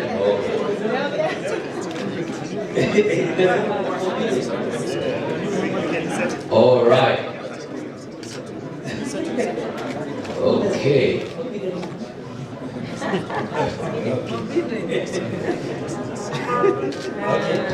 But at least now you're able to check your status. So there's no way you will be registered if you've not made a choice. Your choice, your party, your choice. Okay. So enter your ID number. We go back. You can refresh the page. Refresh the page. We are resetting. Resetting the password. Okay. All right. So So send to the number, okay. Okay. So actually you can go online as well. ECITIZEN.go.ke.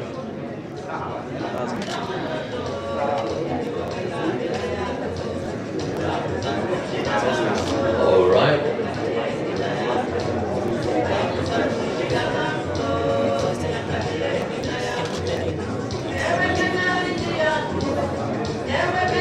So go in, put in your ID number, then your password.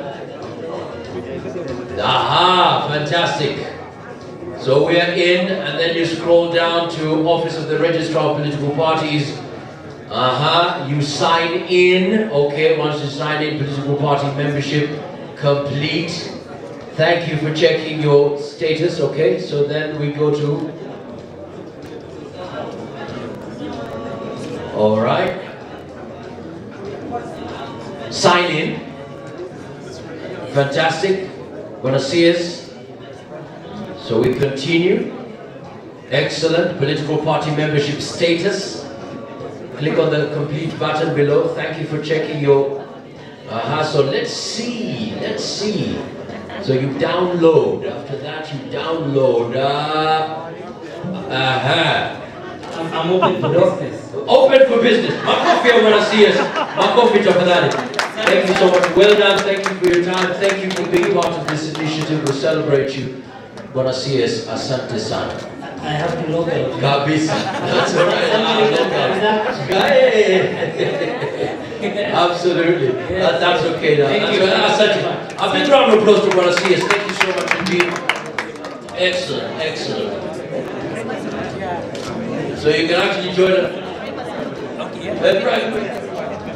Oh, so it's from the heart. Okay.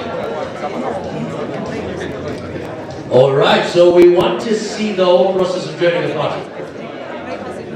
The privacy notice. Let's take a look at that. Eyes on the screen. The process is still on. The privacy notice.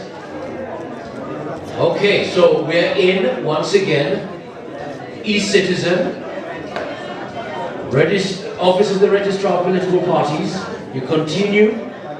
Then we go now to scroll down, political party membership registration.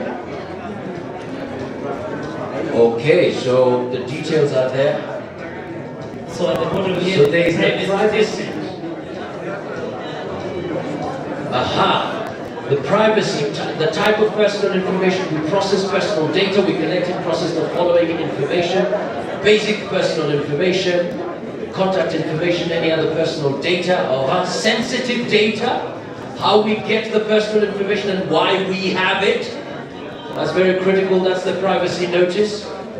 Aha, there's a place for your consent. You're able to remove your consent at any time. You can do this by resigning from a political party where you're registered as member in line with section 14. Your data protection rights. Your right of access, your right to rectification, right to erasure. How we store your personal information. So the Data Commissioner informs me the Office of the Registrar of Political Parties is fully compliant. Wow. And that's why they have the fully compliant. Asante sana. Many thanks. Let me see log out. Oh yeah, sure. That's all right. Log out. Excellent. Asante sana. That's okay. That's all right. Thank you so much, Bonasi. Thank you so much. 4. Upon processing, you will be notified of outcome of your registration, resignation, or joining request as appropriate. The ORPP is a model regulator of political parties committed to the realization of political rights through registration and regulation of political parties in Kenya. Your party, your choice.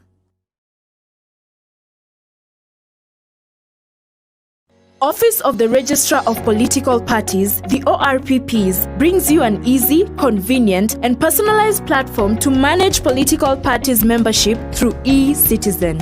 Log into your account to check membership status in a party you may be registered in as a member, resign from a political party as a member, join a political party of choice. easy steps to this service are: 1. Log into your eCitizen account or create one for those who don't have. 2. Select your preferred service and fill in the details, then submit. 3. Receive a system acknowledgement of request. And 4. Upon processing, you will be notified of outcome of your registration, resignation, or joining request as appropriate. The ORPP is a model regulator of political parties committed to the realization of political rights through registration and regulation of political parties in Kenya. Your party, your choice. Digital payment in eCitizen, and very important also appreciate the data commissioner. We know that we have worked the journey with the data commissioner. Very important to mention is the privacy notice. It is through her guidance that we have known to understand the Data Protection Act, and she has also walked us through the system. We demonstrated to her, and she gave us the very valuable contribution that have made the system to be able to protect personal data as required by the Data Protection Act. All other people, another person giving the vote of thanks, I'm here to appreciate and treat the team guests.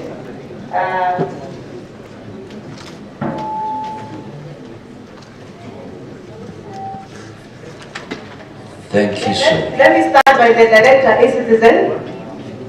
Bwana Nick Wambugu, makofi yake tafadhali. Thank you so much indeed. Karibu.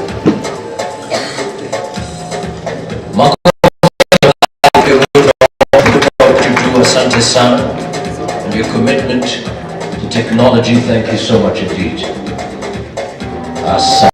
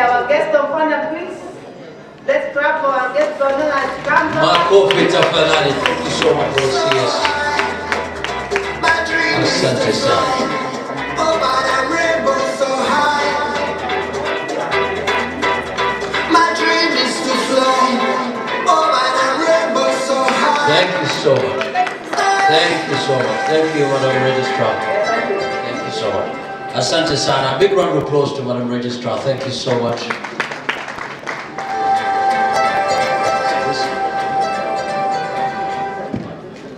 All right. We now want to close. We want to close. It's been a long journey.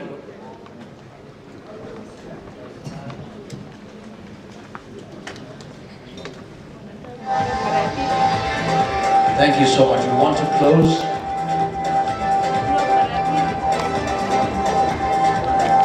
We want to close with a vote of thanks.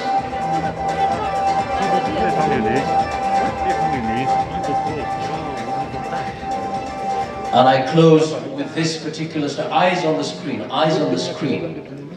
I hope we can make a difference by watching this particular story.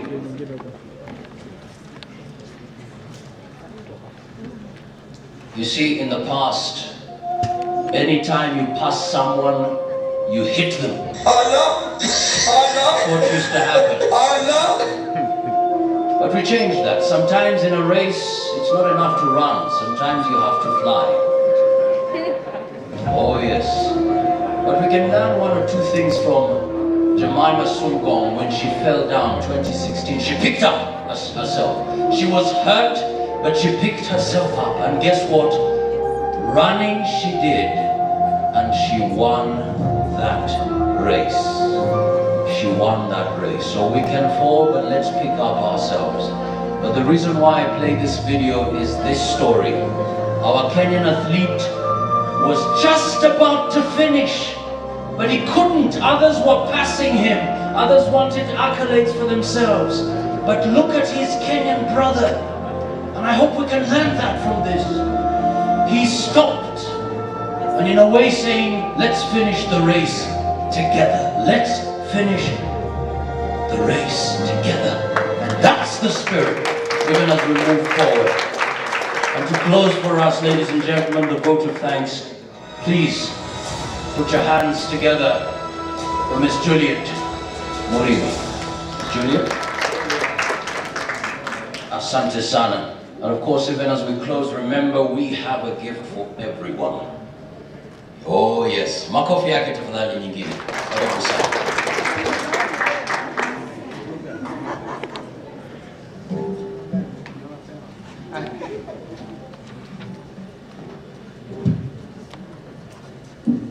Good afternoon. Good afternoon. My name is Juliet Muribe, currently serving in the Compliance Department at ORPP. I'm very delighted to have this special privilege to give a vote of thanks for this very special day. I want to start the appreciation first with the chief guest, CS Joe Mushero, Head Cabinet Secretary, Ministry of ICT and Innovation and Youth Affairs. First, for the greatest contribution you have made in the IT area in this country, and the great milestones as a country we have witnessed. It's a point that we can pronounce that we are now a technology-led state. Thank you very much. On behalf of ORPP, thank you for supporting us in the process and for gracing our occasion. We are very grateful. I also want to give a special appreciation to the Solicitor General, Mr. Ken Geto, in absentia from the State Law Office, for the way they have journeyed with our office, the continued support accorded to us, being the equivalent of the Cabinet Secretary for the DJLO sector where we belong. I want to now thank, ladies and gentlemen, my boss, and Richard, the Registrar of Political Parties, for leading and steering the office so far, and for ensuring that the strategic direction of ORPP for the period 2020-2025 is clearly defined in the strategic plan, which we have just launched. Makofi. As well, for the great determination, it's a bold step to want to be a problem solver, to solve digitally the problem of political party membership. Makofi tafadhali. I want to thank the Commission representative on behalf of the IBC Chair, Chebukati, Nancy Koros, my colleague, for being a stakeholder and being a very primary stakeholder at that, and for sharing a lot of information. We have a continued collaboration and the feedback, especially on data sharing. Asante sana. I want to thank the judiciary, specifically the Judicial Committee on Elections. I know the chair is absent, but they have given us a lot of support. As well as the PPDT, I want to thank Decima Nungo, my peer, for being a credible partner in the process of ensuring justice in the political system at the PPDT. Asante sana Decima, keep up the good work. Let me also thank my other peer, Immaculate Kasait. Asante and congratulations once again. The Data Commissioner for working with ORPP even through the turbulence. Asante sana. And managing political parties' data and also resolving the conflicts that we forwarded to you. Tunashukuru. I want to thank the National Commission, the Cohesion and Integration Commission, Madam Dorcas, for representing the chair, Dr. Samuel Kobia. We have several partnerships that are ongoing, and we want to appreciate the role that your office is playing in helping political parties tone down so that we have a cohesive society. Keep up the good work, and asante. For my senior, Florence Kajuju, in absentia, I want to thank her and to thank the Commission of Administrative Justice for their very critical role and having been a reliable stakeholder, continued support in the access to justice process and the fair administration of justice in the government, and specifically to ORPP. They have also been onboarded as a primary stakeholder of ORPP. I want to thank the CEO of the National Council for Persons with Disabilities, Mr. Harold Hassan, for the coordination of council to ensure processes and also sharing your moving story and also sharing techniques of persuasive advocacy. Tunashukuru sana. I want to thank the Director of Government Digital Payment, the National Treasury, Mr. Nick Wamugu. Asante sana.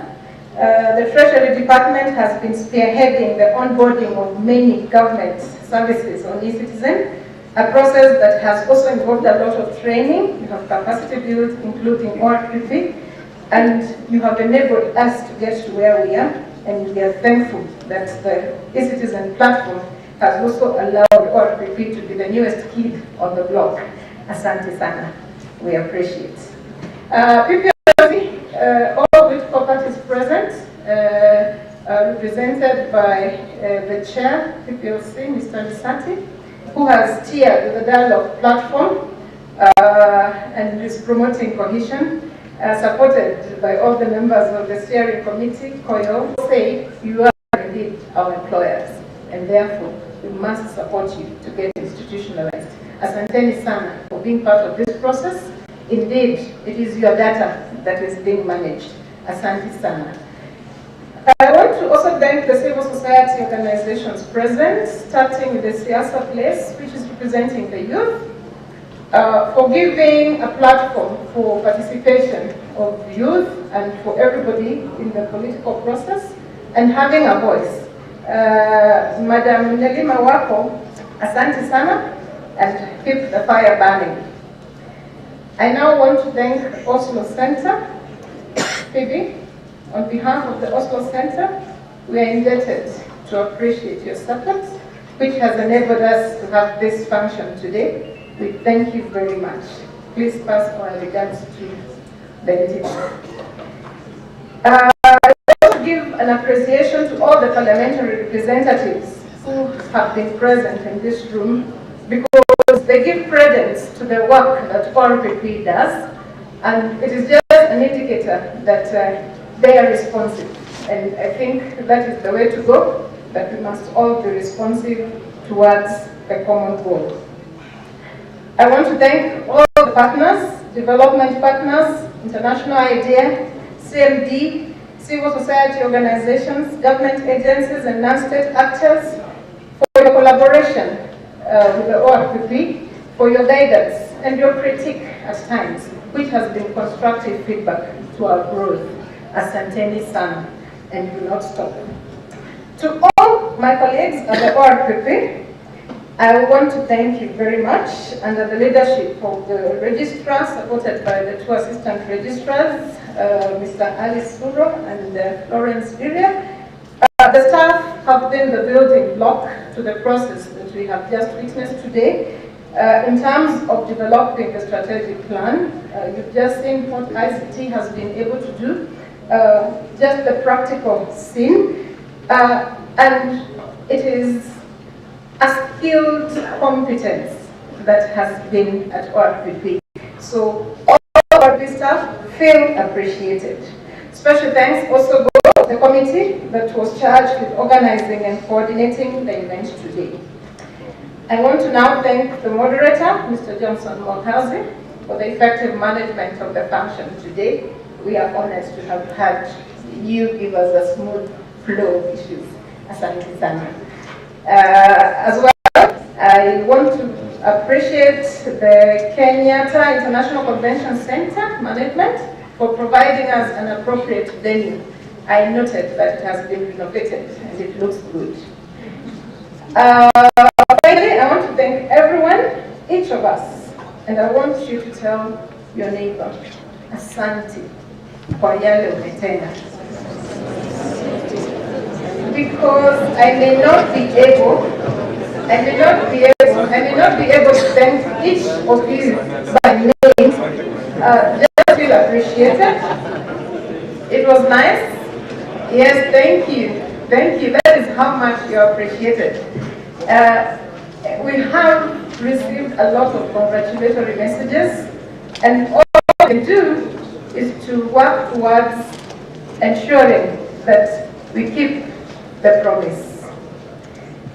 As I conclude, I think I just want to say that tumeshangilia Kenya, taifa letu tukufu, wacha tujenge Kenya.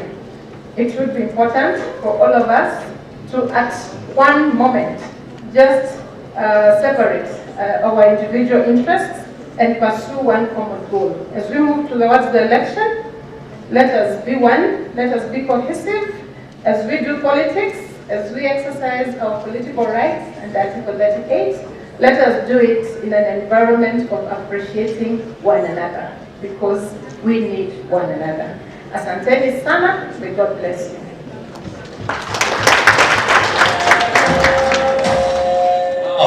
Thank you so much indeed. We appreciate it. And we've come to the end.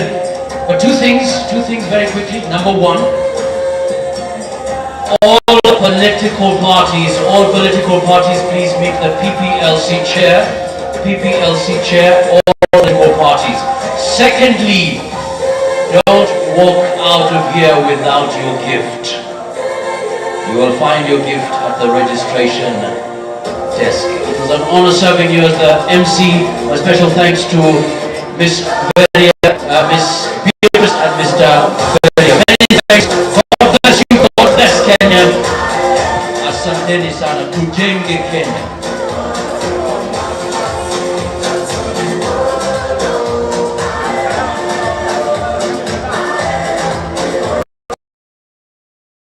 Office of the Registrar of Political Parties, the ORPPs, brings you an easy, convenient, and personalized platform to manage political parties membership through ECITIZEN.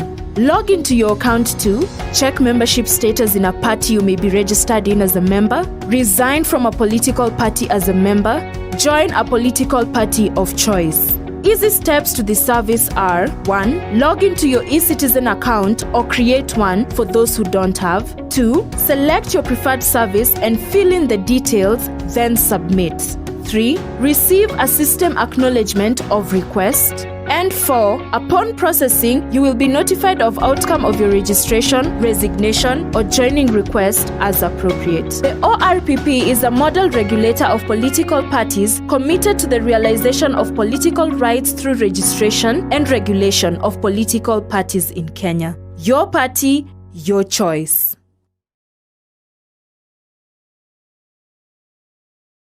Office of the Registrar of Political Parties, the ORPPs, brings you an easy, convenient, and personalized platform to manage political parties membership through eCitizen.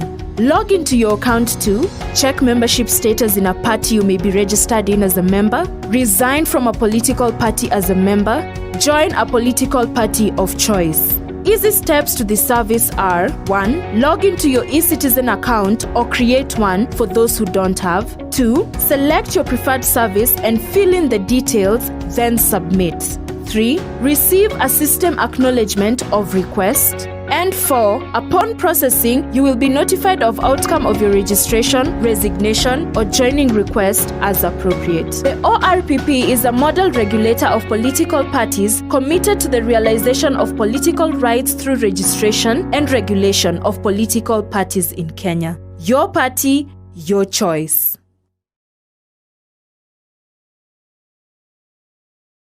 Office of the Registrar of Political Parties, the ORPPs, brings you an easy, convenient, and personalized platform to manage political parties membership through eCitizen. Log into your account to check membership status in a party you may be registered in as a member, resign from a political party as a member, join a political party of choice. Easy steps to this service are: 1. Log into your eCitizen account or create one for those who don't have. 2. Select your preferred service and fill in the details, then submit.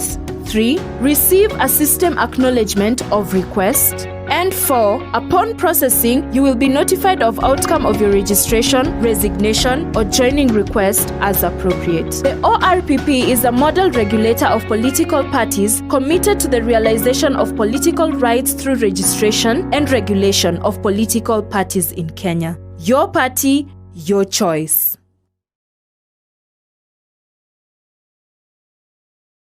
Office of the Registrar of Political Parties, the ORPPs, brings you an easy, convenient, and personalized platform to manage political parties membership through ECITIZEN. Log into your account to check membership status in a party you may be registered in as a member, resign from a political party as a member, join a political party of choice. Easy steps to the service are: 1. Log into your eCitizen account or create one for those who don't have. 2. Select your preferred service and fill in the details, then submit. 3. Receive a system acknowledgement of request. And 4. Upon processing, you will be notified of outcome of your registration, resignation, or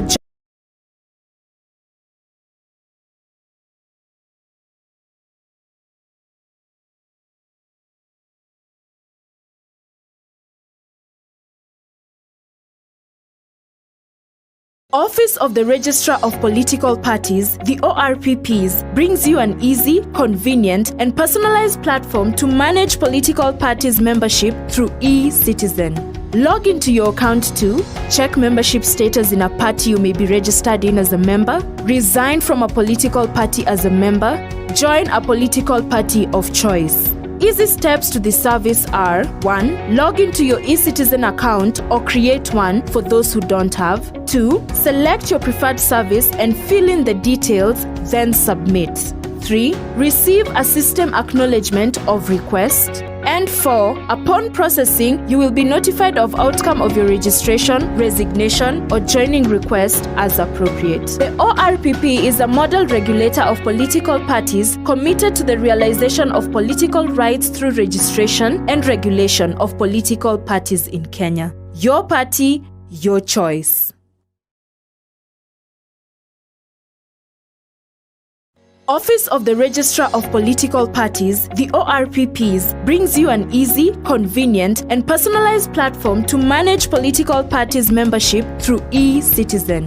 Log into your account to check membership status in a party you may be registered in as a member, resign from a political party as a member, join a political party of choice. Easy steps to the service are: 1. Log into your eCitizen account or create one for those who don't have. 2. Select your preferred service and fill in the details, then submit. 3. Receive a system acknowledgement of request. And 4. Upon processing, you will be notified of outcome of your registration, resignation, or joining request as appropriate. The ORPP is a model regulator of political parties committed to the realization of political rights through registration and regulation of political parties in Kenya. Your party, your choice. Office of the Registrar of Political Parties, the ORPPs, brings you an easy, convenient, and personalized platform to manage political parties membership through eCitizen. Log into your account to check membership status in a party you may be registered in as a member, resign from a political party as a member, join a political party of choice. Easy steps to the service are: 1. Log into your eCitizen account or create one for those who don't have. 2. Select your preferred service and fill in the details, then submit. 3. Receive a system acknowledgement of request. And 4. Upon processing, you will be notified of outcome of your registration, resignation, or joining request as appropriate. The ORPP is a model regulator of political parties committed to the realization of political rights through registration and regulation of political parties in Kenya. Your party, your choice.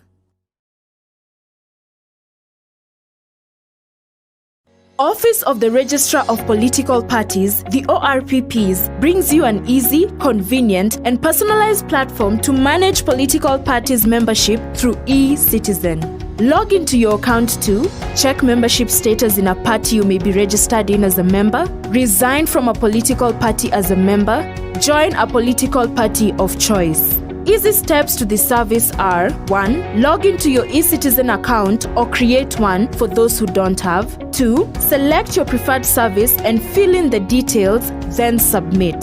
3. Receive a system acknowledgement of request. And 4. Upon processing, you will be notified of outcome of your registration, resignation, or joining request as appropriate. The ORPP is a model regulator of political parties committed to the realization of political rights through registration and regulation of political parties in Kenya. Your party, your choice. Office of the Registrar of Political Parties, the ORPPs, brings you an easy, convenient, and personalized platform to manage political parties membership through eCitizen. Log into your account to check membership status in a party you may be registered in as a member, resign from a political party as a member, join a political party of choice. Easy steps to the service are: 1. Log into your eCitizen account or create one for those who don't have. 2. Select your preferred service and fill in the details, then submit. 3. Receive a system acknowledgement of request. And 4. Upon processing, you will be notified of outcome of your registration, resignation, or joining request as appropriate. The ORPP is a model regulator of political parties committed to the realization of political rights through registration and regulation of political parties in Kenya. Your party, your choice. Office of the Registrar of Political Parties, the ORPPs, brings you an easy, convenient, and personalized platform to manage political parties membership through eCitizen.